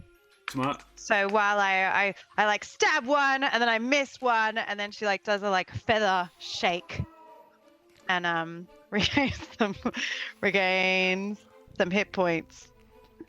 Oh, like birds after a bird bath? Is that what you mean? Yeah. So I'm getting 8 off the dice plus 8, so 16 back. Ooh. Good. You're just basically both playing the game of who can regenerate the fastest at this point, the two of you. Yeah, cool. Oh, by She's- the way, Josh, about the regeneration, can she regenerate after taking that sacred flame damage? No, Just a because it was question. in a different turn. Right, cool. Yep. Only every turn, but yeah, no. Yeah, because I did Masco wins. You're right. Yeah. My mistake. But the previous turn, no, she did not regenerate. Yeah. Which was smart of you. I was like, oh, that's why he did that. That's smart. Smart. Okay. Well, yeah. So, it's Smoothie's turn, Okay. I think. No, sorry. No, it's not. Sorry, we just had Selenox. I apologize. It's Willem's turn. It's Willem and Neffereon before Smoothie. Yep, Willem please do. Willem is going to try and cleave Neffereon. He is not having the best time here. Can I have a couple of d20s in chat, please, for Willem's attacks? Willem. We need a 20. Willem has. It's a come 22 to hit. Willem 14 is a 21 to hit. So no. We need a 15 or higher, please. Oh. Hogan. Come on. Greetings. Thank you for joining us. That's a really, really high roll. It's because of the shield spell. Yeah, I know. It's good. Willem can do it. Willem's the man. Yeah. Somebody else, exclamation mark, roll space 20, please. Hogan, you'd be very welcome to if you fancy it. Come on, Willem. That's a 5. Not so much, Crispin. Never mind. Yeah, the first hit was super good. Like, Willem draws it back and then lances it in. Ah! All right, we will save that for the next one. Thank you, Hogan. And 18 is good. Yeah, we will save that for the next time. Neffereon is gonna just like, oh, for goodness sake, will you stop it? You're both just sort of bashing down on this shimmering light shield, this bubble around her. And she's just like, go away, will you just leave me be? And then she clicks her finger again and casts Fireball functionally on herself, but she's just outside of it. And she is going to use a 5th level spell slot for this. Oh, man. It's fine. It's becoming less and less fine. This is very much like I'm reminded of the opening of fucking Saving Private Ryan. Just shells after shells. And Boom, everyone's just, boom. But it's just the same people. We just Yeah. keep. So a dexterity saving throw, please. It's just umpteenth booms. Yeah. Fucking hell. Come on, Trish. Oh, for fuck's sake. Nope. All right. We will use the 18 that Willem got, though, because Willem's dex makes that a 20, and that is a successful save. Thank you very much, Hogan. Do you still have inspiration, Rach? You do have You inspiration. did get gifted it. I do? Yeah. Oh. You did. No, I don't Yeah. think. Yeah, Rachel got Yeah. given it. gifted inspiration and she couldn't use it at the By time Laura. because Yeah. she had already used another You do. inspiration. You So do you have do have inspiration. inspiration. Do I want to use it for this, though? I don't know. It's So, up well, to here's the you. thing: if you successfully save and then uncanny dodge, you effectively quarter the damage. That's true. but it is 10d6s.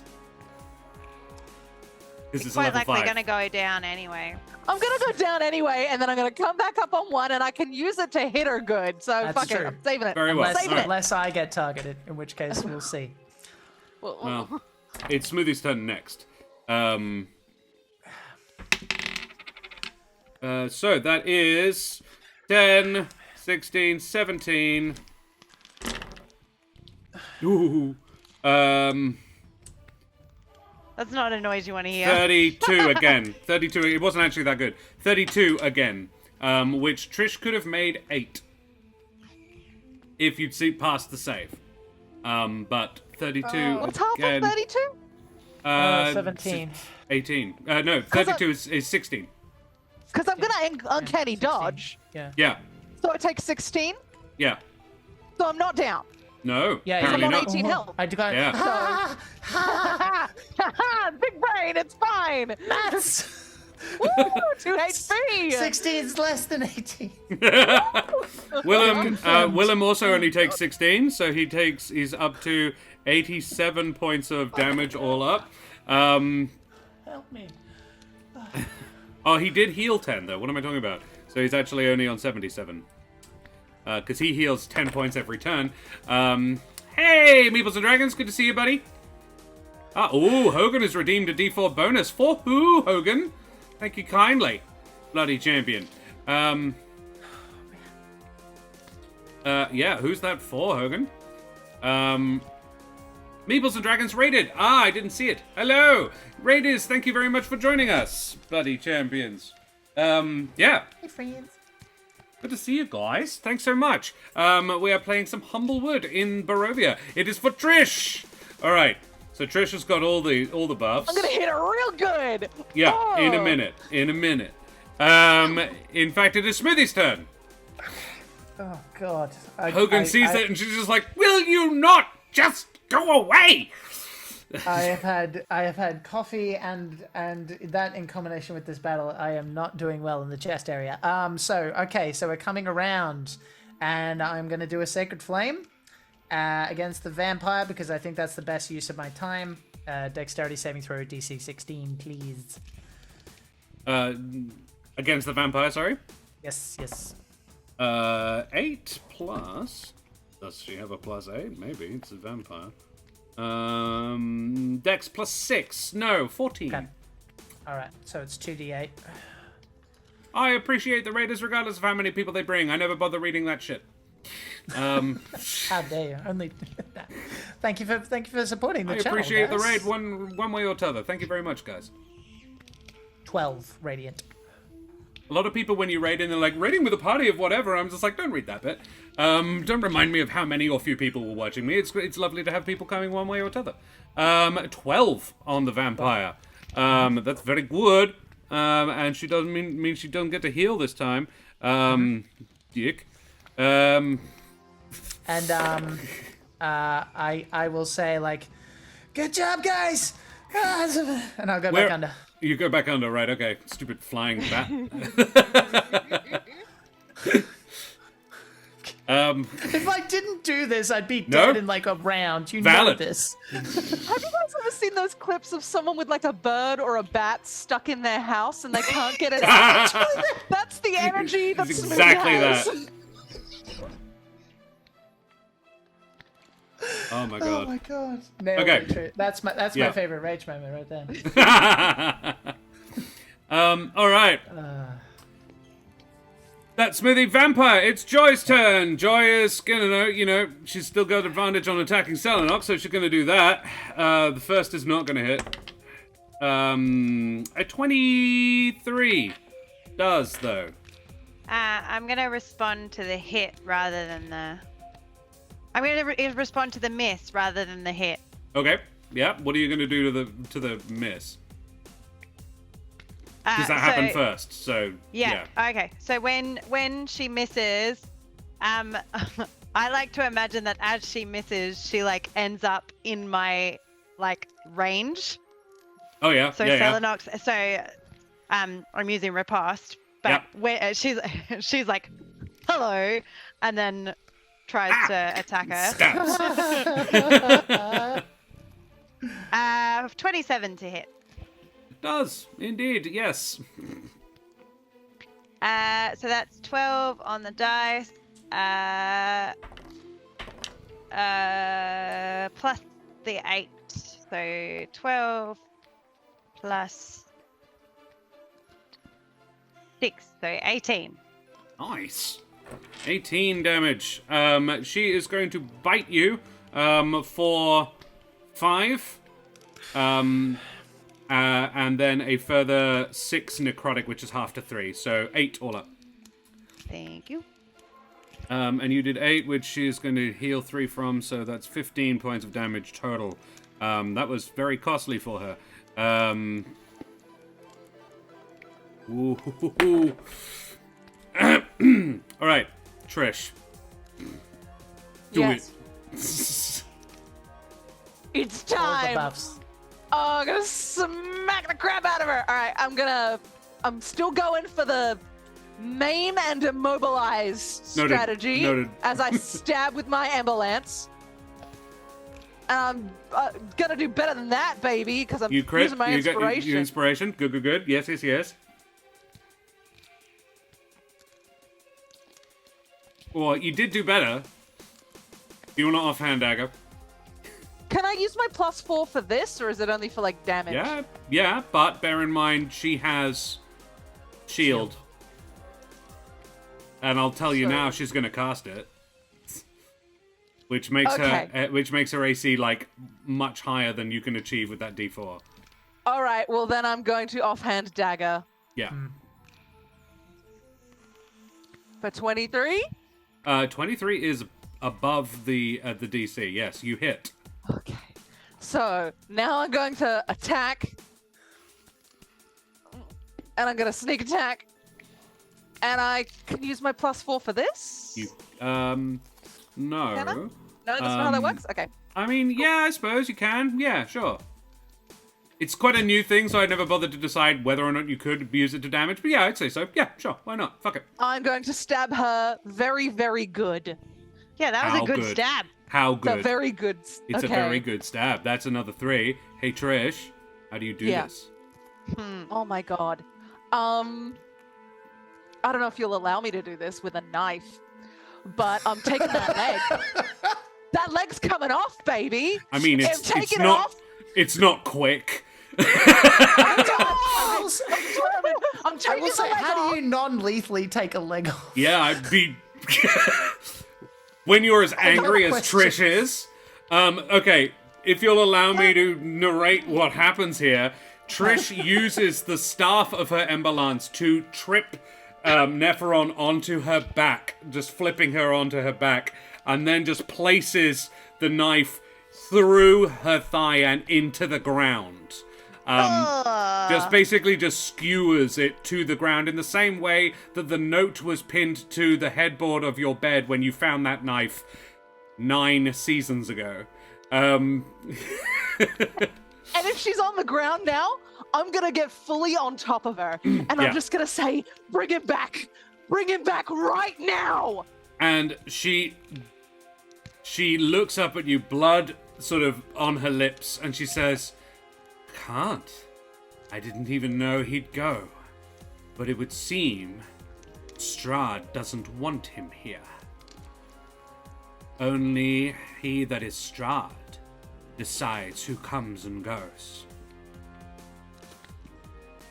You've hurt me, hell, you've killed me. If you had done that anywhere else, he'd be back by now. But there is no retrieving him. You must go where it is I put him. Where would that be, my friend?"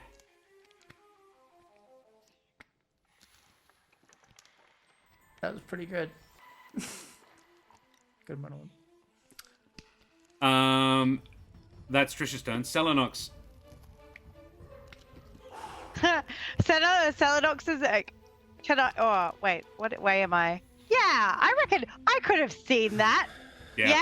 Yeah. Yeah. Your back is to a So- wall, and you're. Yeah, I'm like still occasionally like trying to like Look over your bang the vampire against the wall. Like Dum, dum, I'm looking dum. out. So Selenox is like, "Whoa, Trish!" Because didn't hear any of Trish the has only been dialogue. unconscious 3 times Just this fight. She's saw, fine. like, Trish, take her down. And then I'm gonna keep trying to stab the fucking Love it. vampire on my back.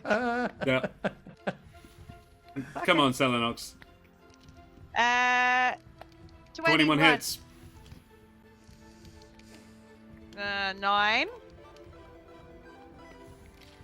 9 damage on the first one. And Selenox, how do you then- do this? Yeah. Oh, 9 was the yeah. number you needed. Oh, fuck yeah.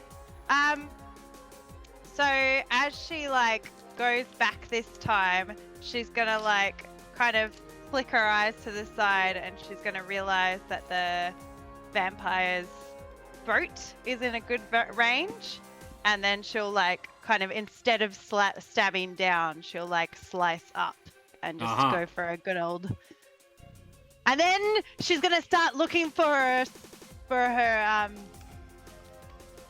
in her shield pocket. Yeah, For her- there it is. There it is. For her Her steak. Yeah. to finish, because Yep. she thinks that's the instruction that she had. Yep. She's not wrong necessarily. She has to be in her. Does she have to be in something? Depends No, on the it vamp. depends on the thing. Yeah. Okay, well, can I make that part of the killing strike then? And she like slices and then tries to like Yeah. while she's still got this vampire kind of attached to her back, Yeah. she's trying to like use Yeah. a stake in the heart as The slash up sort of flips this this exiguous female Jabin off you and onto the ground, forcing a couple of the revelers to sort of separate to get out of the way, and then you sort of jump down onto her, drawing your stake out of your pocket shield and ram it through her heart, which is, I believe, what you've been instructed to do. Yeah, she sort of thrashes for a little while and then just goes still. And I think we will take a short break there. We've been going for like 2.5 hours, but yeah. Good job, everybody. We'll have a short break and then come back for the last little bit.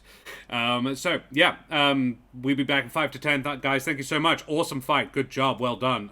Yeah, that was pretty hairy. See you very soon, guys. Say goodbye, everybody. Bye. Bye. Bye.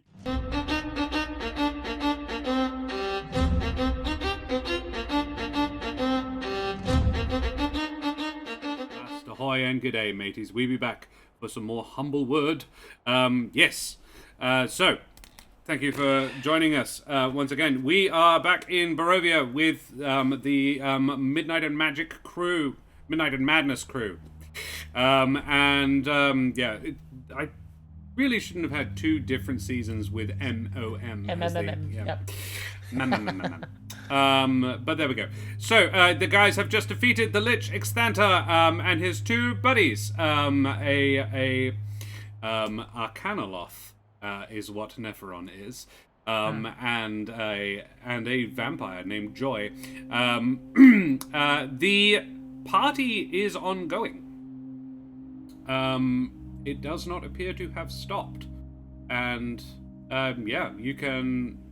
So if Trish really wanted to, she could avail herself of the situation. Fugue! Oh my goodness! Big! Wow! Fajuk, Hell yeah. you massive bloody champion! Thank you so much for all the gifted subs, you bloody champion! Meeples of Dragons, Jack Squarepeg, Eldritch Scribe, and Zero Nostalgia have all been gifted subs from Fajuk. Fajuk, thank you so much, mate. That's very, very kind of you. Fajuk, tell you what, who would you like to give inspiration to? You can give inspiration to any one of my lovely players. You can, Smoothie, you can hear the banging of doors being thrown open. Because the other thing is they don't know how to get here. It was a good idea, though. It was a pot good shot. idea. Yeah. I would have done the same thing. Yeah, you can hear them, though. They're coming. Over here, guys. Already sorted. A 1. Bishop Blood, that's me. Is that who you're aiming at? No, Duke, don't give it to me. Give it to one of the players. They actually need it. Yes, roll a d3. We'll go across the top. Choice.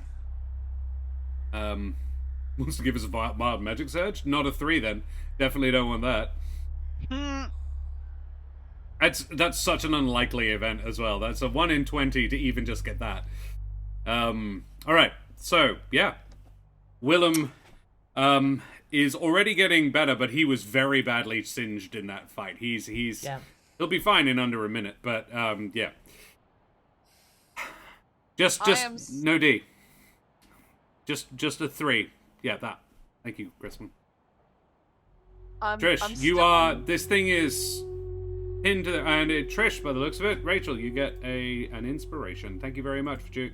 Thank you. Cool. Yeah, she is pinned underneath you. Well, she's made it pretty clear she's not bringing my friend back, so she's of no use to me. I can't. It's not that I'm not. Well, then what good are you? And I wrap my hands around her throat and just squeeze. Can I put her out of her misery before she strangles this person to death? It's not hard to strangle somebody on 0 hit points to death. Yeah. Smoothie, I don't know how invested you were in that conversation, but yeah, it wouldn't have taken long. I imagine, Trish, it's not a throttle, it's a break. Trish is surprised by her own strength as she snaps this thing's neck. It is at least quick. And sentient. Yeah, Bishop Blood. The counter resets. The real thing you've got to ask yourself, and I know during the chaos of this I got a little excited myself there, but does a fiend have a soul? Selenox, how are you? What are you doing? Well, Selenox is looking around because there's still. You said when we fell over, there were revelers getting out of the way. Yeah, and there's still all of the illusions are still there. Yeah, so that's not fucking good. So Selenox is gonna brush herself off. She got lots of vampire cooties on her. Several and bite marks as well. Yeah, like. And then head over to the gang and be like, so, if this lot is still here, doesn't that mean Mr. Xana Whatsit is here somewhere as well? Helvig said something about a lack of something, fill something. It sounded like it was important. The way one becomes a lich is one stores a piece of one's soul in an arcane object, so that when one dies, one is not killed. They return to the object. It's called a phylactery. To destroy Exthanter, you'd actually have to destroy the phylactery. However, you've banished him, and he will not return for a while. But his magic remains. However, interestingly, he didn't do any of it to us, which is curious, as he could. Should have what been do you able mean? to. Well, he didn't do any magic. Made me. He paralyzed me. Oh, that was a trifle of what he should have been capable of. Honestly, if we were fighting him at the height of his powers, we'd have managed it maybe if he was alone. But with that and the vampire, we would have been dead if he knew. If he was using his magic, it was like he was deliberately fighting with one hand behind his back. Right. So, that's good, I guess. Do we find the what's it? Can we find the what's it? Can you do some magic thing No find the doubt. what's it? Smoothie. I have no innate magic my own self, otherwise I would have been more useful in that fight. You said my name. What? We just have Yeah, to, can you find? Master can you Smoothie, find I the don't know magic? if you can find it magically. I can probably try, but I am. I imagine we'll just have to search this place. This would appear to be where I'm it sorry. lives. I'm sorry. Their footsteps are bugging me. Guys, we're over here. And a Jeez. huge polar bear of a Mapatch bursts into the area underneath you in the downstairs area and roars in Mapatch. And Trish, you hear, where are you? Up here. Hey, You slay him? for now. Skull's dead. Thank you. Thanks. We could actually use your help, though, in a different way. We're looking for something. Maybe, like, Willem, can you... What would it be in? Like what kind of object? Would it be big, small? I have absolutely no idea, I'm afraid. Phylactery can be just about anything. That's my understanding. And, Duke, thank you very much for the gifted sub to Bishop Blood as well, you bloody champion. Mildly surprised Bishop Blood didn't have a subscription. How do you destroy a phylactery? I believe in a similar manner to most undead things, radiant light, holy magic.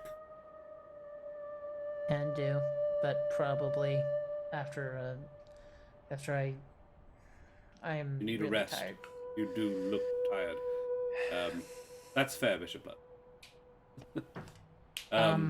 Elua comes up the stairs, and Trish, are you still crouched over this thing? I'm like sitting next to it at this point.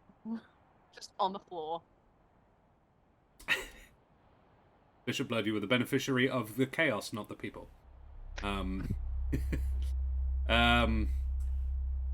So she comes up and sees you, and smiles, then goes over, holds you by the shoulders, and stands you up.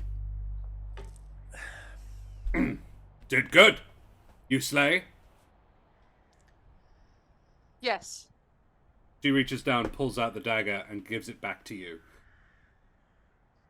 And licks the blood off it and gives it back to you. Strong. Thank you.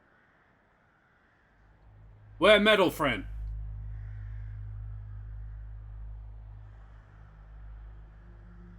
I wasn't strong enough.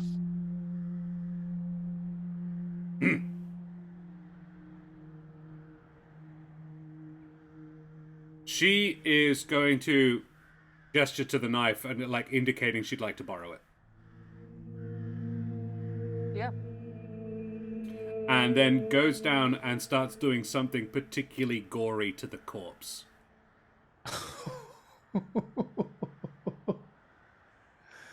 She begins skinning the skull.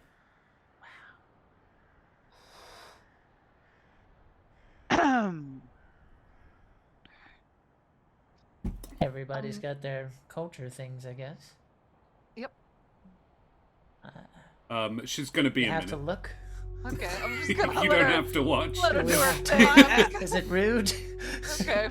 He's like, what do I do? Do I look away? I feels like I should look away. Like but this I is don't a want to cultural offend her. ceremony, I don't want to offend her. Not right now. Selenox is gonna like look for a second and then be like, oh, right. And then like I'm gonna go and start checking shelves. Yeah. The things that look out of place. Making investigation checks. Trish, you're one of the Mapatch boys has come up behind you and started just gently rubbing your shoulders. One of the illusion ones, or the... Yeah. The others have not joined her. The Helwa came alone. Don't touch me. Oh. Sorry. Goes back to his boyfriend. Oh, Smoothie. Yeah. Do you have anything to add to this? Investigation an 8 from Selenox, not so much. You do not find any, you find loads of stuff, but it's not relevant. This is a sumptuously decorated room. There are loads of, it's a library. There are several shelves of books. All of them have varying levels of ugh in the title. Just some of it you can understand, some of it it's just like high-end terminology. The such and such of such and such by such and such and such and such. Detailing the advanced mechanics of such and such. And yeah, you're just like, I have no idea what those mean. Some of it feels particularly like, that's not a nice thing to have mechanics of such and such about. Yeah, a lot of this magic would be not nice magic. There is in this room, mechanically, a written form of every single spell in the game. And if any of you were wizards, that would be useful. Wah, wah. I think pretty much Smoothie will see Trisha's back and instinctually kind of reach out maybe to touch her shoulder, and it hangs in the air for a second, and then he kind of puts it down and just lets her be, and yeah, he will help after that. He does this behind her back. But yeah, I will roll investigation if you want. But if that's the thing, then yeah, no, I think to be honest, he will probably just. I get the feeling he's intending to help, but I feel like you ever have that when you've just woken up from very few hours of sleep and you're kind of stumbling and almost knocking into things. That's kind of where he's at. Yeah. May I suggest there are less convivial places to take a breather. Huh? Oh yeah. Mm-hmm. This is comfortable if a little noisy. I can stand guard. You and your need. Trish. I don't know her well enough. Perhaps she is. Perhaps activity would help her.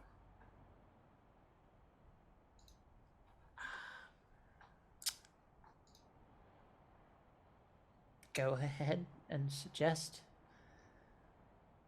For Duke, I can't afford to give Daria a raise. But yeah, she does do very good work. Although the logo was a different person. The logo was the wonderful Bree, Rachel's friend. Yeah, he goes over and says, Miss Caper, would you care to assist me in figuring out how to get out of this room? I imagine there's some secret doors or some other magical ridiculousness. Might help you get your mind off things. Right. Yeah. He's not dead. We need. In fact, he's probably safer than he was here.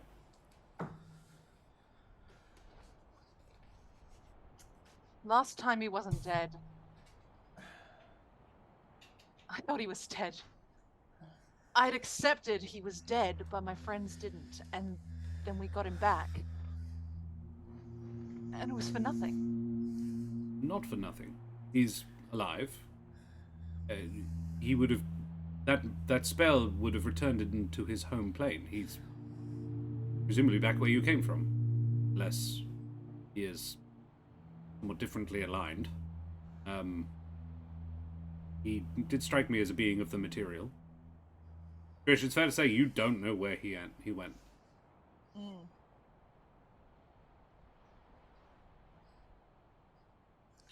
There are two places he could be, and one is...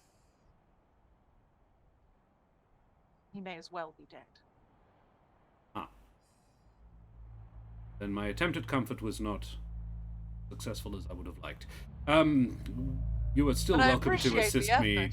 You are still welcome to assist me in looking for a way out. I imagine this is the part of the temple that the lich inhabits, but it's not the whole I imagine if he's going to have hidden his phylactery, if it's around here, it'll be nearby. Yes. We need to destroy it, or all this was pointless. So I'll help. Yes, thank you. So you may make an investigation check with advantage.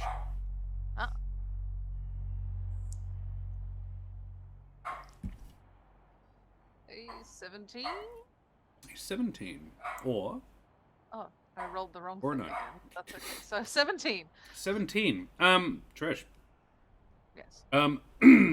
Along the southern edge of the room, next to where Selenox was pinned up against the wall with a vampire, you find a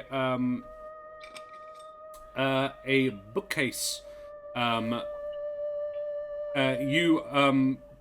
I think somewhat despondently start trying to just pick out books that look like they're wrong, and you actually hit one, and yeah, you pull out a book, and the bookshelf moves forward and then sideways, and reveals a staircase leading down. Now, your geographical sense would think that this would take it back to the room where you fought the Arcanaloth in the first place, the Vulcan woman, in the statue, the giant talking statue. That's probably that one. And if you don't figure that out, Willem would say, that may well take us back to the entrance. That's helpful. And a little while later, you find a second one in the west wall. It is a slightly recessed patch of wall that it's basically, you find a seam in the brickwork that if you push it, the wall would push inwards. And Willem says, yes. There you go. Well spotted. Guys, I think I found somewhere for us to search, but after we've had a nap. Yes, that's what I was going to say. Perhaps as you say, a breather. Helwa stands up, brushes herself off, and strides back over to Trish. Trish, she presents you a gift.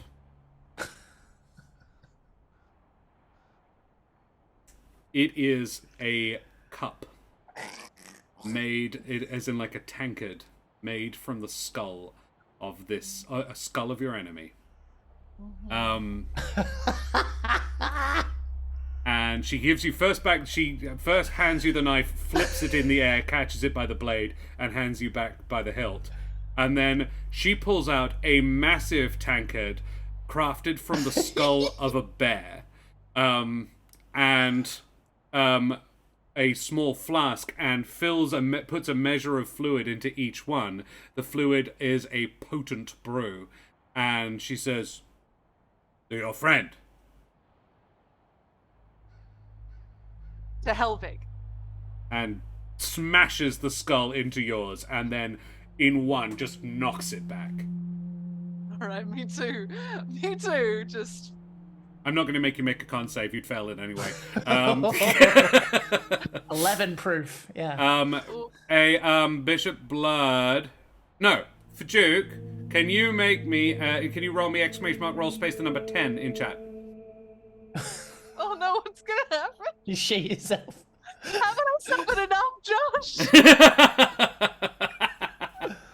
Oh. A 2. Trish, you heal 2 hit points. Oh, okay, cool. Okay. Oh. Hello says, I no like books. Books dangerous. I leave. You stay or you come? What? We need to sleep anyway. Yeah, we'll come with you. Helwa turns to leave, and one of the Map Edge boys has been like, oh my. And she turns and looks at him and go, no, not you, puny man. Slaps him. And the illusion goes flying across the room, and she just walks down the staircase she came from. and you guys go with Helwa back to... Yeah. I thought I'd be we afraid not to. I thought we, but We're gonna sleep first, remember? Yeah, but okay, we're gonna come back. Yeah. Oh, Because I'm I not think there's a leaving here shortcut without to the destroying entrance that. anyway. Yes. Alright. Helwa, and she goes, what? It's like, this is a faster way if you fancy. And she turns around and goes, oh. And turns around, comes back and goes down the staircase. And at the bottom of the staircase finds a blank wall, and she goes, this the way? And he goes, yes, there may be a secret, and then you hear a massive bang. Door, yes. You found it, good job. And she has straight up just broken it. I like her. Yeah. Have you thought about if you are looking for a replacement? You could do worse. That was said to Selenox, not Trish. All right. You better hope. I got full HP in hands, baby. It's too soon, mate. Too soon. I was being silly. Apparently not very well. Let's go. And so yeah, is there anything else you would like to say or do? Well, I'd like when they did the cheers, Selenox surreptitiously got out her flask and like raised her flask as well, and then put it away. Oh, she would have cheersed you too. There is now a dent in your hip flask, in the shape of a bare tooth. And then she passes her mug to Smoothie and puts some more in it. Hang on. It's like... Yeah. You're holding the skull of an actual bear. Okay, With a handle so that has been crudely crafted onto the side. Yeah, like, I'll pull it down. Like as I'm standing and kind And of she go, puts like, a full pint in it. It looks like it doesn't fill very much because it doesn't, but yeah. Yep. Yeah. Okay. Yeah. Yeah. Yeah, you can also heal 2 hit points if you like. Sure. No, baby. And... yeah. She doesn't offer it to Willem. Fair enough. He smells of death. She can tell what he is, even if he's not aggressive to her. And he doesn't seem put out at all. He says, well then, shall we? Yeah. He goes over and actually puts an arm around Smoothie's shoulders to help hold you up. Oh. No. Come along. There we go. You did exceptionally well. I'm really impressed. And he helps you guys get back to... Because he looks fine now. He's back to 100%. Look, I'd trade you if it was an option. Yeah. I'd trade this ability for a heartbeat any day. You guys go back to the camp of the polar map patches. As you pass through the temple, you find scenes of intense violence. When Helwa said the skulls were dead, they didn't die when the others died. They died because the polar map patches killed them. You find a bunch of polar bear Mapatch boys just stamping on the crushed remnants of these skulls. So we might have done cleanup, but I guess people are probably going to live here now, Willem. I hope that's cool. If not, you can always disagree with them. I might come up and just seal off some of the tombs. Suddenly? Yeah. Yeah. A strategic Although cave she in just here kicked or through there. she just kicked open a wall, so whatever. I actually don't think it would do be your that best. difficult to convince them not to involve themselves in any of these things. Yeah,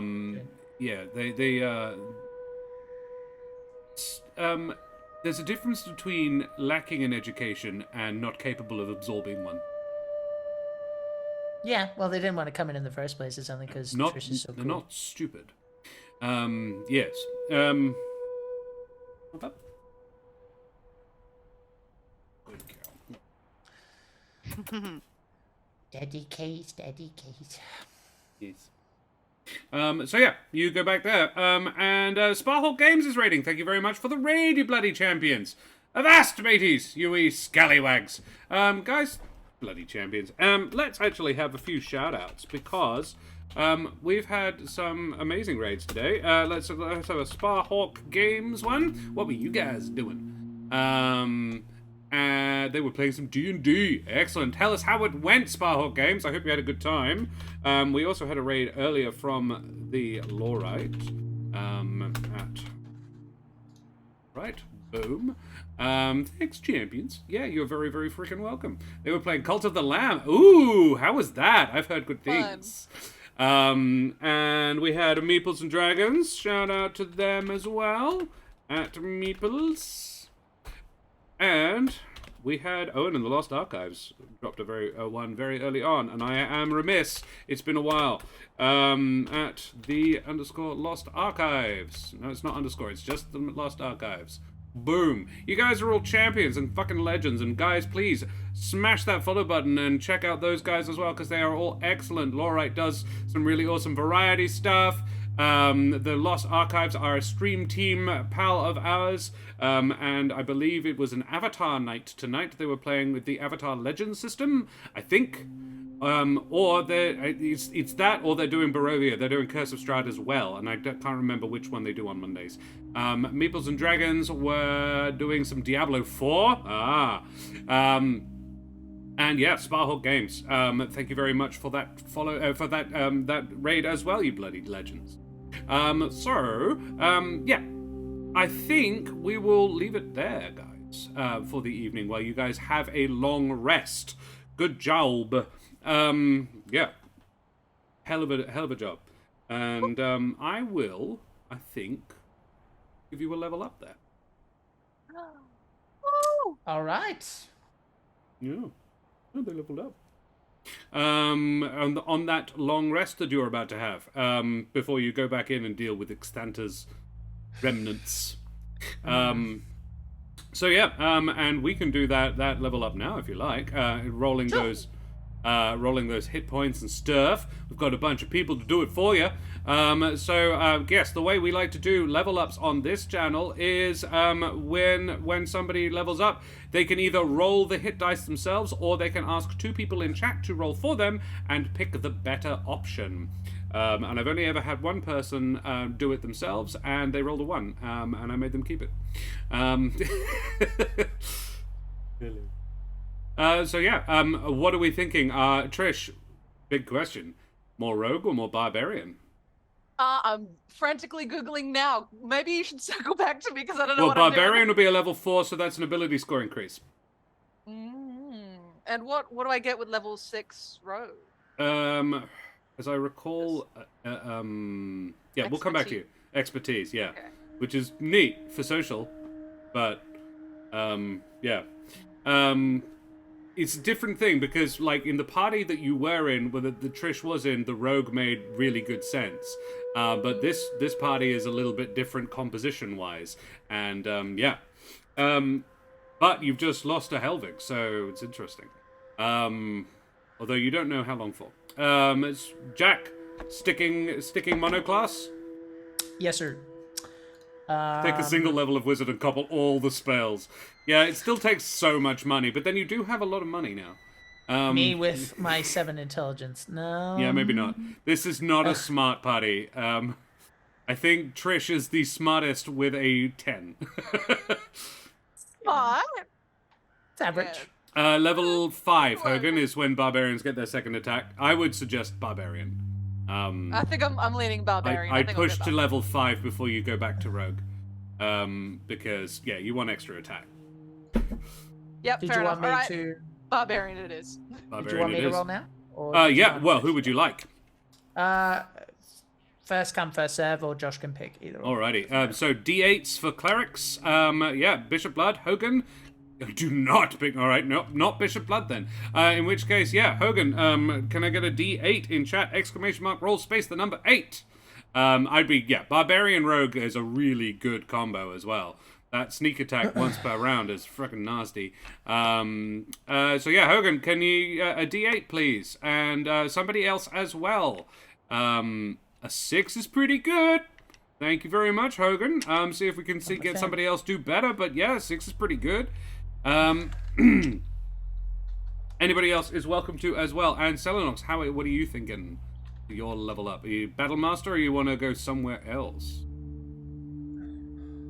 I was just reading back from a conversation that we'd had a while ago that I totally forgot about. I tried to remember.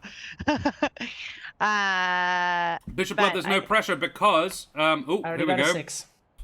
6 is good. 6 I'll is take good. the 6, please. Quadrupopty, we will have you do a D12 for Trish then instead, please. Poot. No D's. We don't need any D's. Any D's. So yeah, just ! Roll space 12. See what you can get. That's all right, Bishop Blood, because we'd already gotten a 6, so there was no pressure. So 6 more hit points for Smoothie, plus his con of +2, that's 8. A 1 from Quadrupoptree. Not so great. Okay, that's not the one we'll probably be taking. This is my curse. Hey, I distinctly remember you getting max damage on something. Even a stopped clock, we know. So yeah, Ro, thoughts? Yeah, I'm gonna stick Battle Master. Yep. Yeah, exactly. Alrighty, so D10s for Selenox. And, people can roll again as well if they want. Goodness, you're so soft today. All of your floof is so soft. Yes. She's doing what she doesn't normally do and lying down in my lap as well. She normally doesn't like to... The cootie. Because you're nice and warm, probably. Yeah, there is that. Yeah, it's not because she likes me. That too. She likes that you're warm. Yeah. Oh, Crisp and Crunch. Oh. Crisp and Crunch rolled it, but it didn't come up. Word. It might be because I confused it by typing something else at exactly the same time. Try again, Crispin. Let's go, Crispin. Let's make me tanker. Yeah, you need that. You've rolled max so many freaking times. It is D12 for barbarians, isn't it? Beef me up. I don't know. D12, yeah. There you go. Another 1. So is that 1 That's or 2 1? ones.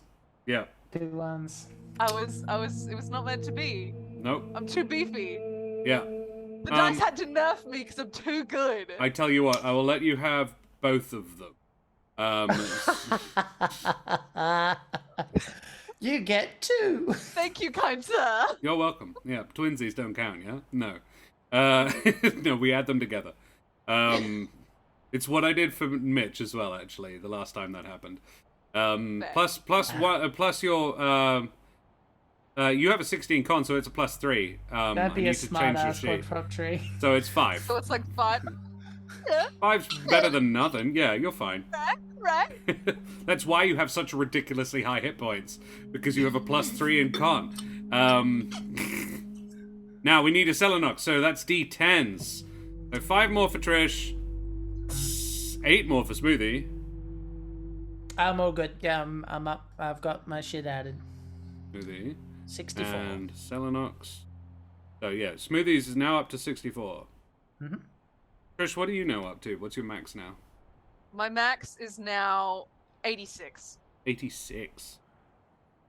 All right, we need 2 D10s. Do we want to take a swing on Quadrupoptree? See if they can do it right. See if they can do that badly twice. Because no one else is stepping up to the plate. I'll allow people to go again. I can roll again. I mean, yeah, Bishop Blood. Why risk it? A 9. There you go. And Hogan, Nice. Hogan still tried with the D. Never mind. A 9. God damn it.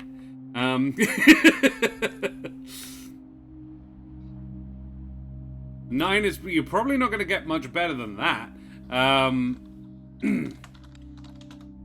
And that'll probably mean Selenox now has more hit points than even Trish. Because Selenox has a +3 as well. A 10! Hogan got a 10! Pew, pew, pew, pew. Pew, pew, pew, pew. Ew! He did. Alright, so that's 13 more hit points for Selenox. Ridiculous. Putting her on 91.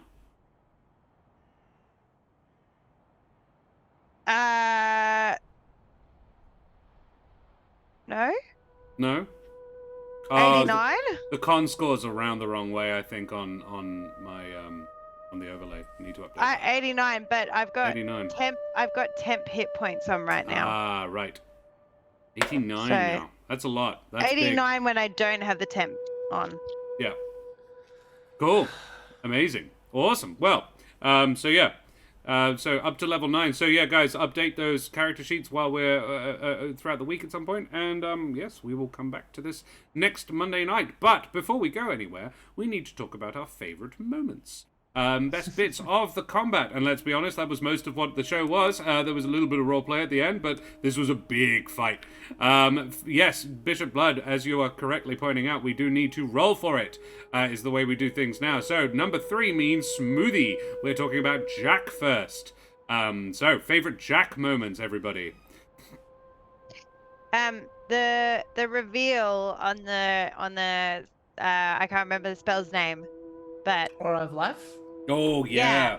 but there's still when you described when the vamp was biting bite. down on me and you were like, and then did your beautiful description of the silver and stuff. That was really lovely. That was very cool.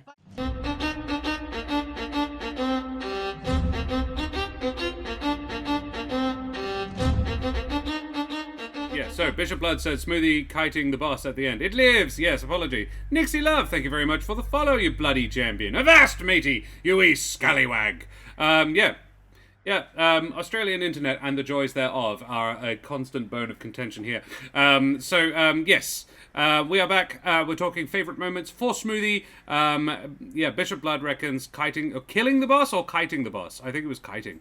But yeah, it was. I was going to say my favourite Jack was doing the smoothie. Crispin says not today, no death here. Doing the mass healing, mass cure wounds. Yeah, I thought Jack played a very tactically clever combat, using your flying ability, and yeah, you're just. It's the there is always the temptation to dive in there and make the big moves, and you resisted the temptation and played a very true to your character, very tactically clever combat of D&D. Well done. I made a real pain in the ass. Yeah. Yeah. Going into it with one hit, but with one spell left was big. Yeah. Yeah. I really like the way you role-played exhaustion. I found it very affecting. It made me feel exhausted seeing you be exhausted, and it really helped me get in the zone. I thought it was very good. Oh, Yes. Thanks. Yeah. Bishop Blood also says holding the giant skull tankard was cute. Yeah. I'm honestly surprised that she gave it to me because she bitch slapped the puny illusion. I'm like, No. Well, you I had was waiting to clearly get been in stopped combat. off. The illusion hadn't.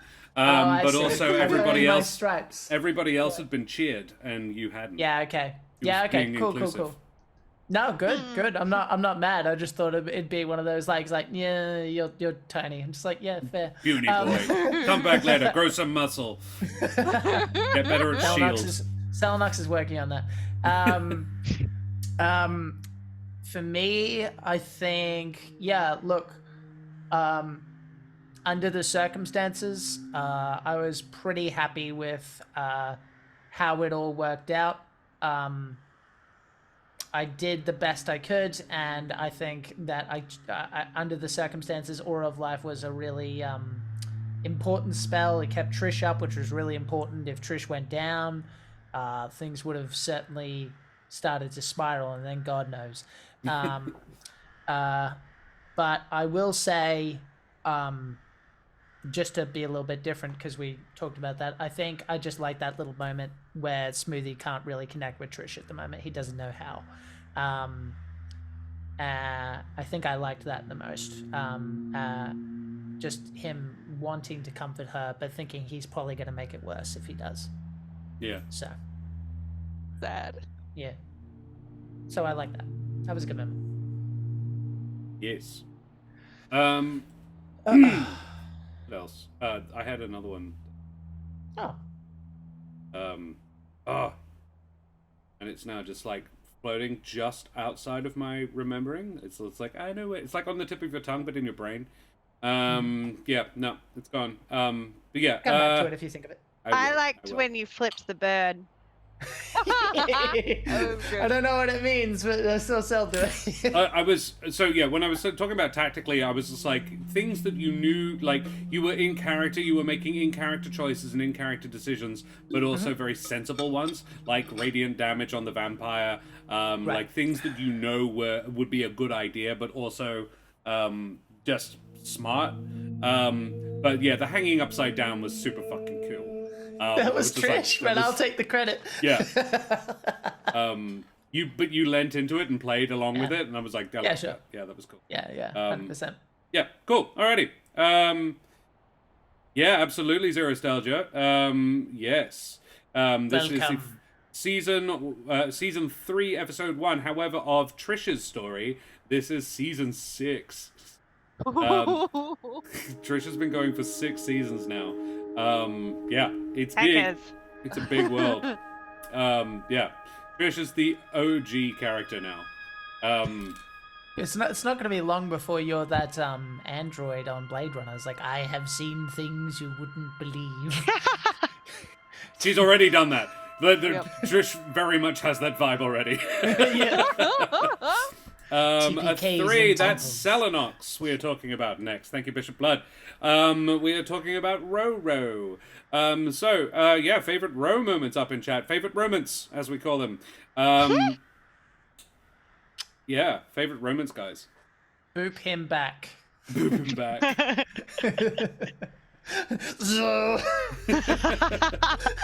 Biggest spam boop you ever seen. I can't. Go ahead. Sorry. I was gonna say I can't go past your description of how you come out of being paralyzed. The little was so perfect. You made me cute, you bastard! How dare you? Amazing. Shield pocket stab from Bishop Blood. Agree completely. I was just like, does Ro remember the shield pocket? Of course she does. Good. How could she forget? Yeah, because if she didn't, then Willem would have. Yeah. And what else? Because that was going to be what I was going to say. I really enjoyed your, again, technically very good use of your character. A lot of your maneuvers and things, that was really smart. But I also liked how you made them work in your roleplay. Like just dealing with this vampire that's just crawling all over you, and yeah, using the fact that she is on you. I liked slamming yourself into the wall to try and get her. That was neat. I liked it. I was like, I know I'm not going to allow it, but it's still cute. It was still a good thing that you were like, even when I told you couldn't do it, it wouldn't work, you still did it. Yeah, props to that. I enjoy. Favorite self? I liked the flash of golden for the mark spell. Oh yeah, Hunter's Mark. Yeah. The Hunter's Mark with the golden eyes getting a little bit sharper for a moment. Yeah, mechanically, I like describing things today, but yeah. It was very anime. You could hear the sword drawing noise. Shing! As this line goes across, yeah. It's all our faces reacting in little triangles. yeah. Oh, shot. You can do it, brother. And then it cuts to Freckle and Perky who go, oh. And then the Map Patch boys who look up from each other and go like, oh! So good. Scabbards are made of wood so that they never make that sound. Yes! Yeah, I know. Yeah. It's entirely a cinema thing. Not real. Otherwise, because they don't make any noise at all, really. I reject your reality and replace Substitute it with my own, yeah. Yes, excellent. Well, we need a D2 then.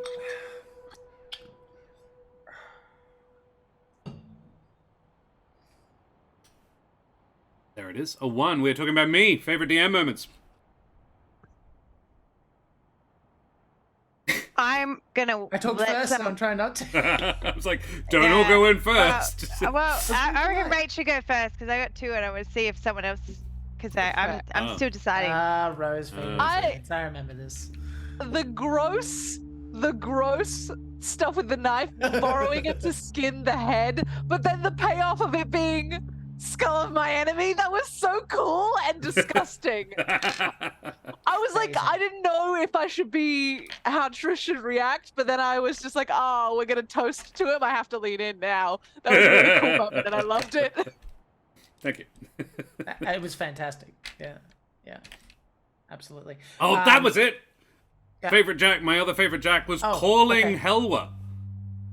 Oh yeah. For all the good it fucking did. Well, no, I was like, sorry, she's a long way away, but it was a really good. Jack's not mad. And it He allowed. knew it was a long shot. It allowed for some. Yeah, it allowed me to bring her back in and actually have an impact on the. Yeah, I loved it. Sure. Yeah. My favorite was well, I've got a gag one, which was like just you saying like "Let me be." I just thought that was a funny thing. Go away.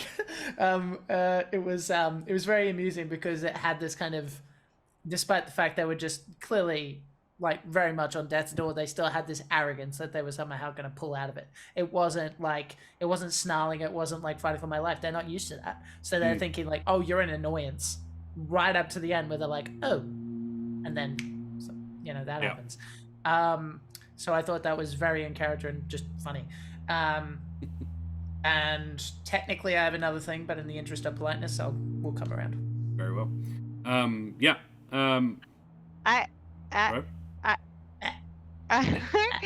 liked the vampire throwing furniture.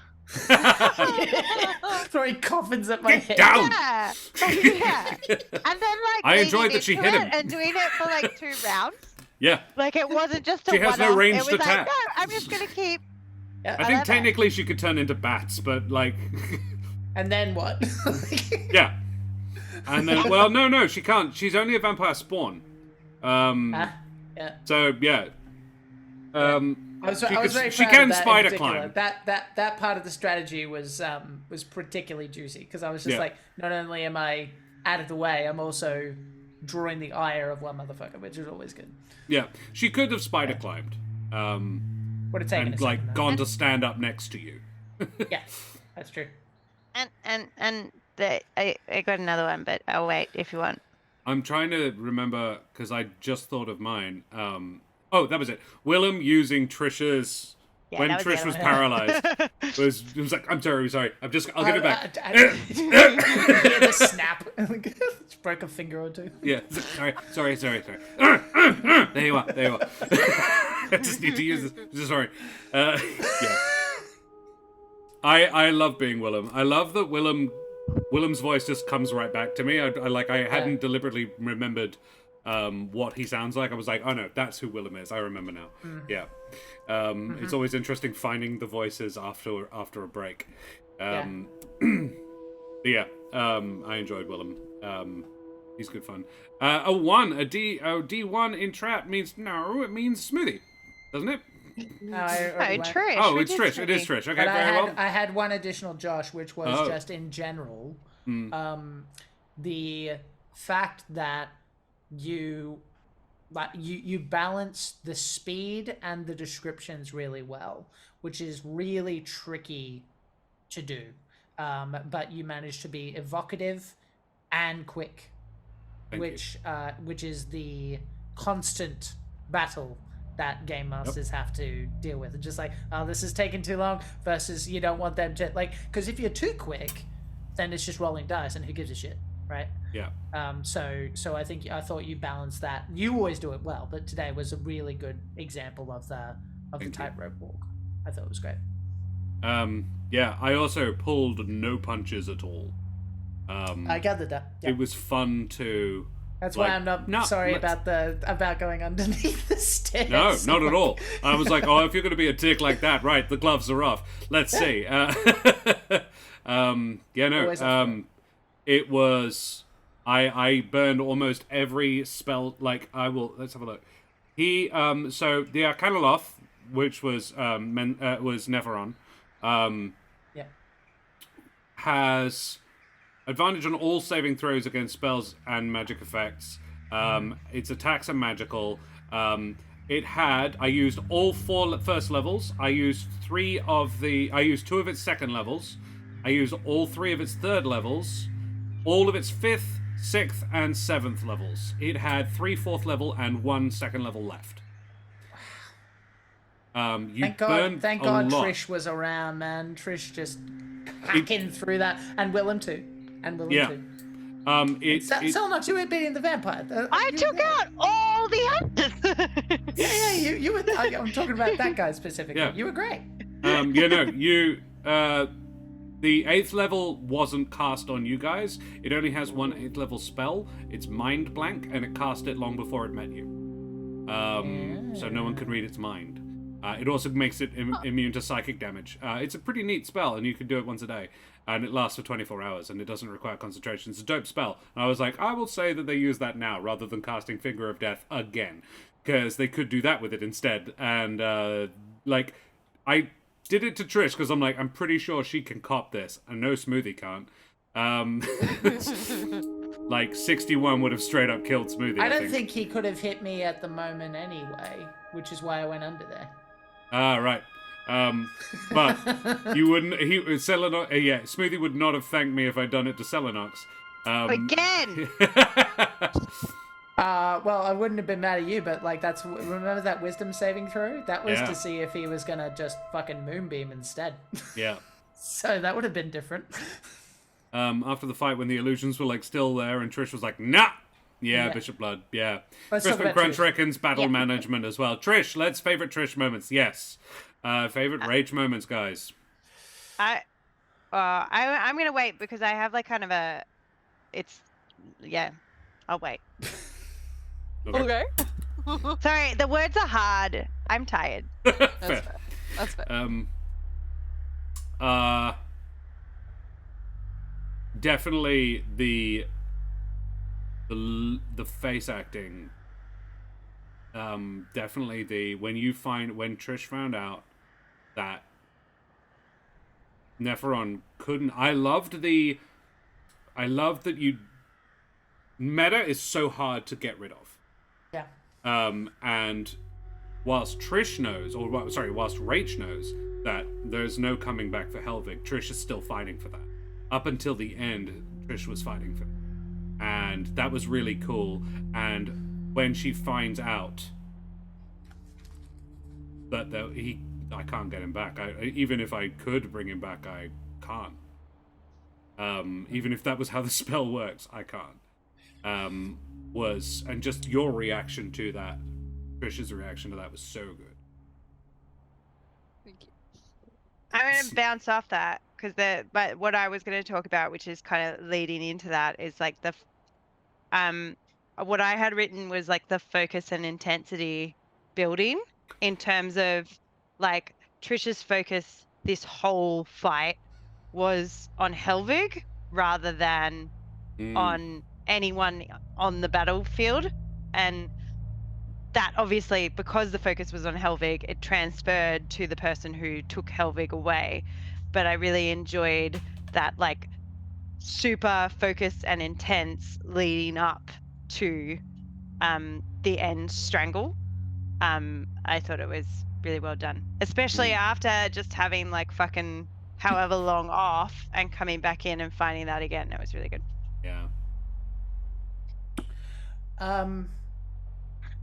Yeah, well, look, it's pretty much all related to that singular moment, but I'll say the after stuff was a particularly interesting thing. Watching Rach is always a joy because you go on a journey with her, and you have a really good ability in an actor, Rachel, which is that you don't give everything. You show what people do, which is that they are trying to keep it together. People don't go, oh, my emotion. They go, fuck, this isn't the time, and they kind of keep it internal. Yeah. But you give just enough every time where everyone knows where you're at, which is what an actor's supposed to do. You always know that. And the biggest tragedy, I think, was that it's not often that we see, certainly in this campaign, this Strahd version, Trish has always been fairly certain about what she's going to do, and she looked lost. That stung. In the best way. Good job. Thank you. Agree completely. Yeah. Favorite self? It's harping on a similar point, but I liked fighting with a singular purpose, because I feel like not knowing any spells, it's hard to do like tricky strategy stuff sometimes, but I was like, I don't need to do tricky strategy stuff. This is what Trish would do. She's going for the person who killed Helvig. That is the priority. I don't care about anything else that's going on. Doing this. And I enjoy fighting like that and having like the character motivation more than like strategy. It's fun for me. 100%. Yeah. She is a... it's not fair to say that she's not a complicated beast. She is actually quite a complicated being. But in that moment, she was not a complicated person. That came after. Yeah. Yeah. How she dealt with being handed the skull of her enemy was cool. It was great. In fact, would you do me the favor of describing that? I said it was... They're not a Vulpin. They look like a fox, but an Arcanaloth looks like a fox. They're a fox fiend demon thing, and they are a spell-casting fiend. Ooh. You can. It's called it's a kind of Yugoth. So it probably would have been quite small, like a little tiny skull. They are human sized. They're. Okay. When I found out that's what it was, that's in the book. That's supposed to be there. And I was like, oh hell yes. This looks just like a normal Humblefolk, but it's not. Yes. No. Oh, interesting. So it looks a little bit like a Vulpin skull, but it looks mostly like a Vulpin skull. Honestly, I was like ready to nope out of that moment. I was like, this is too far for me. I might try and fake it to keep these allies, but I don't want to do this, until she said the toast, and I was like, oh, absolutely, I'm toasting to my friend. I was just all in that moment. That was fun. I have a second.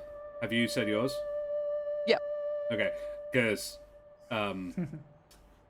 the chat with Willem about what happened to Helvig, where he's gone.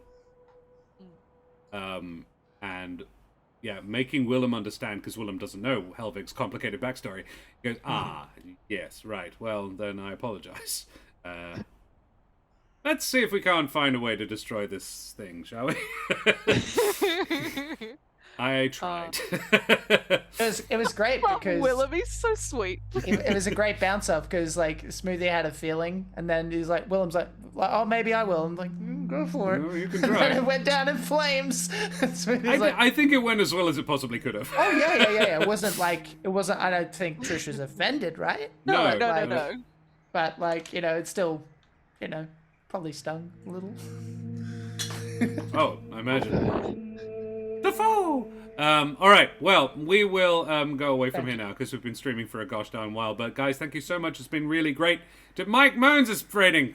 That's a lot of Mike, you bloody champion. No, love me. Mike, we do love you. Mike, Karen and I tomorrow evening we'll be playing just a sneaky little bit of more Roll Table for Two, which was sent to us by Fights and Fancy and the wonderful Mike Moans. We will be back for, we're going to be doing another Josh and Karen review of Roll Table for Two, it's a super cute little game. This is the player guidebook for it.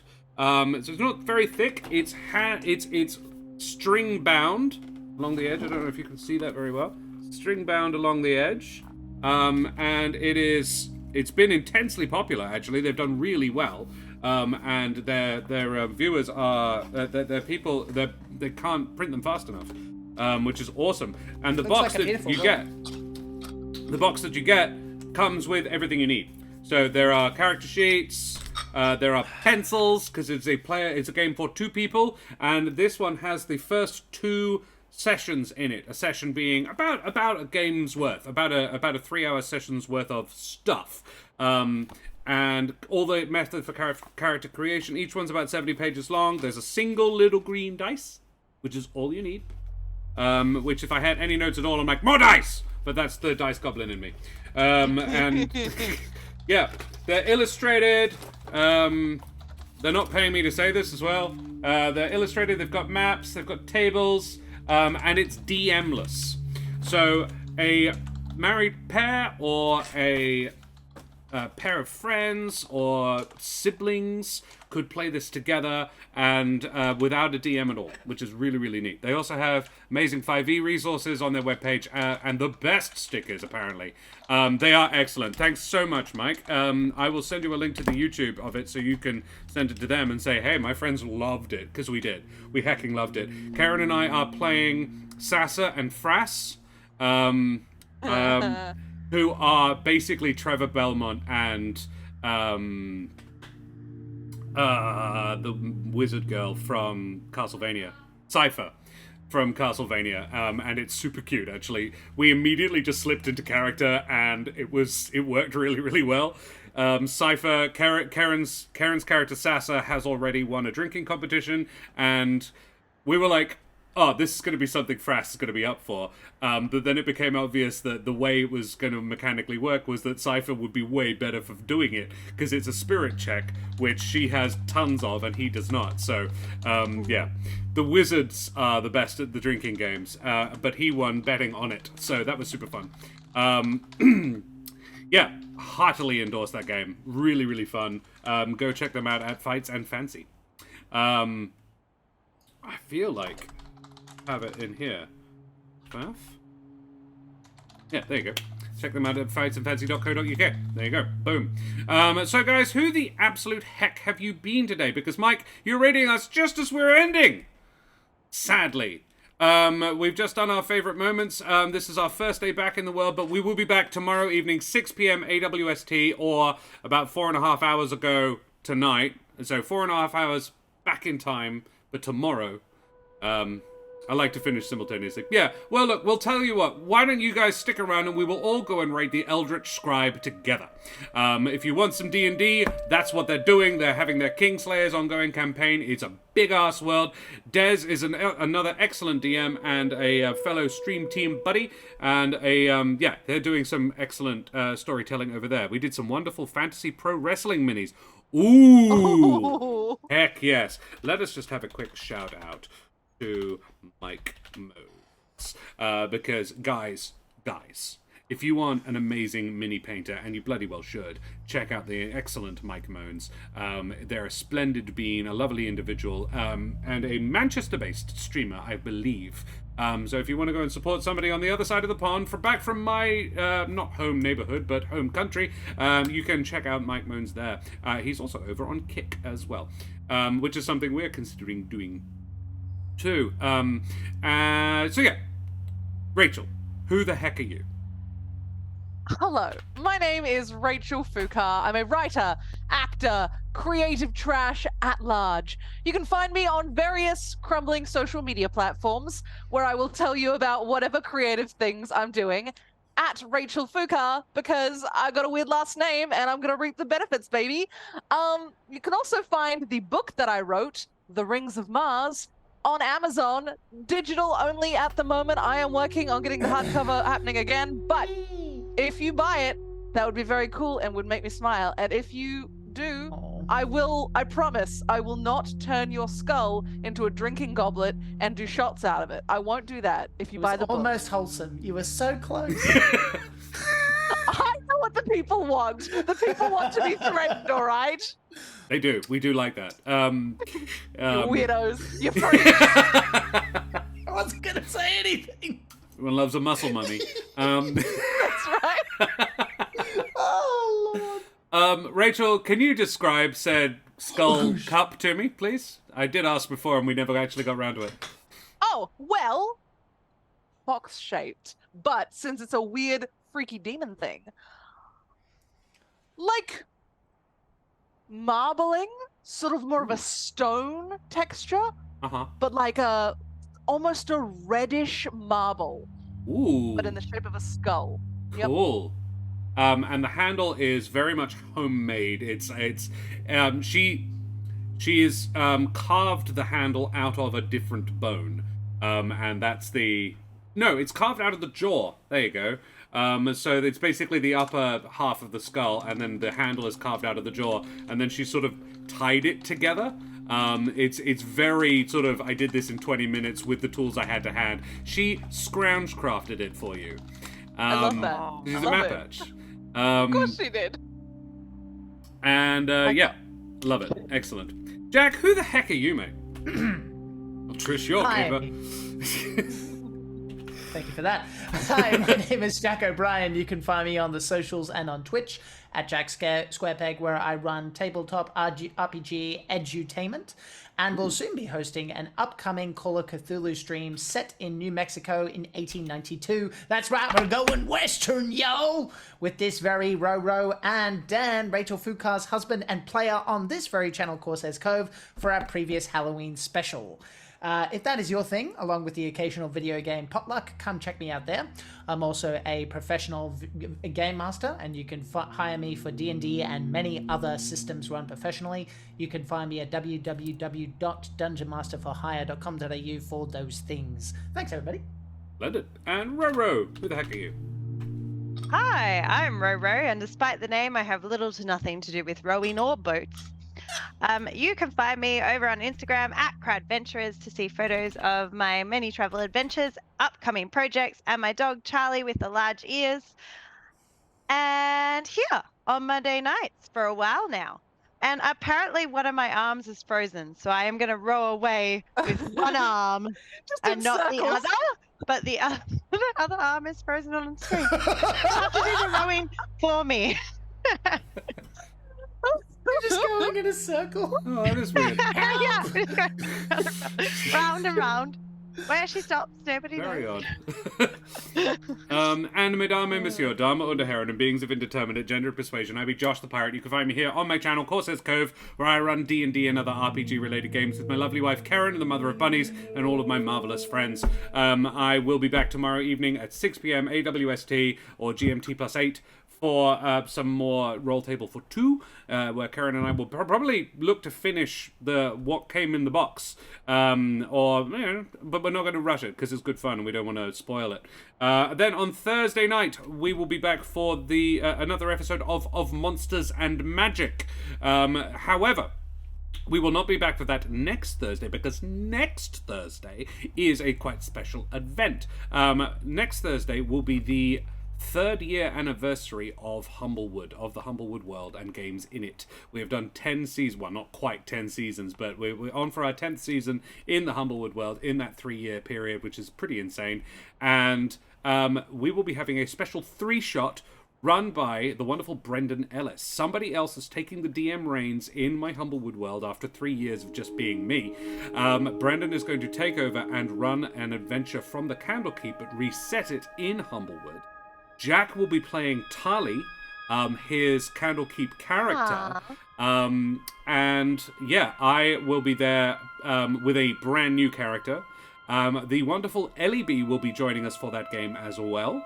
which is very exciting, and I am currently seeking a 4th player for that game. Yeah, that's going to be very exciting. More Midnight and Madness on Monday night next week, and yeah, there'll be something on Tuesday as well. And in the future, we are also going to have a one-shot Wednesday, but probably knowing us, a 3-shot Wednesday, because Tony Karlstrom is going to be coming back for some more Mutant Chronicles as well. So plenty of stuff coming up in August. We hope you come around, hang out, and stick around and hang out. That was what I was trying to say. That's so Jade. Thank you very much for the follow, you bloody champion. Avast, matey, you wee scallywag. I'd like to talk to you about Pirate Day plans. Oh, yeah, we do need to do that. Fuck, yeah, it's August tomorrow. Pirate Day is in September. I should actually get on that. Yeah, thank you for pointing that out, Mike. But yes, we do need to do that. That's so Jade. Thank you very much for the follow. Yeah. Excellent, Tony. Well, yeah, look, I'm massively burned, so not tonight, but soon. Thank you very much anyway. So we will go away from here now, guys. We have been streaming for a gosh darn while. I'm just going to throw up a quick thing about Ukraine in the chat because we've got a bunch of people watching. As you may be aware, the Ukraine is currently having a war going on there, and it's still going on. It's been over a year now, and that's not okay. And there are a lot of people who have been affected by that war, as you could probably assume. So the Emergency Action Appeal is an Australian-based group of charities and not-for-profits that are raising money towards the Ukrainian refugees who are being affected by the war. If you have any if you have any charity dollars in your digital wallet, it would be great if you could consider chucking it that away. The link is in chat. We will now go and raid our stream team buddies, the Eldritch Scribe, so you guys can get some more D&D. So guys, throw your favorite raider modes up in chat, tell them where you came from when we get there, and show them the love like we always do, and we will see you, hopefully, tomorrow evening at 6 p.m. AWST for some more Roll Table for 2. Guys, say goodbye, everybody. Bye, everybody. Book. Bye. Buy it. Book.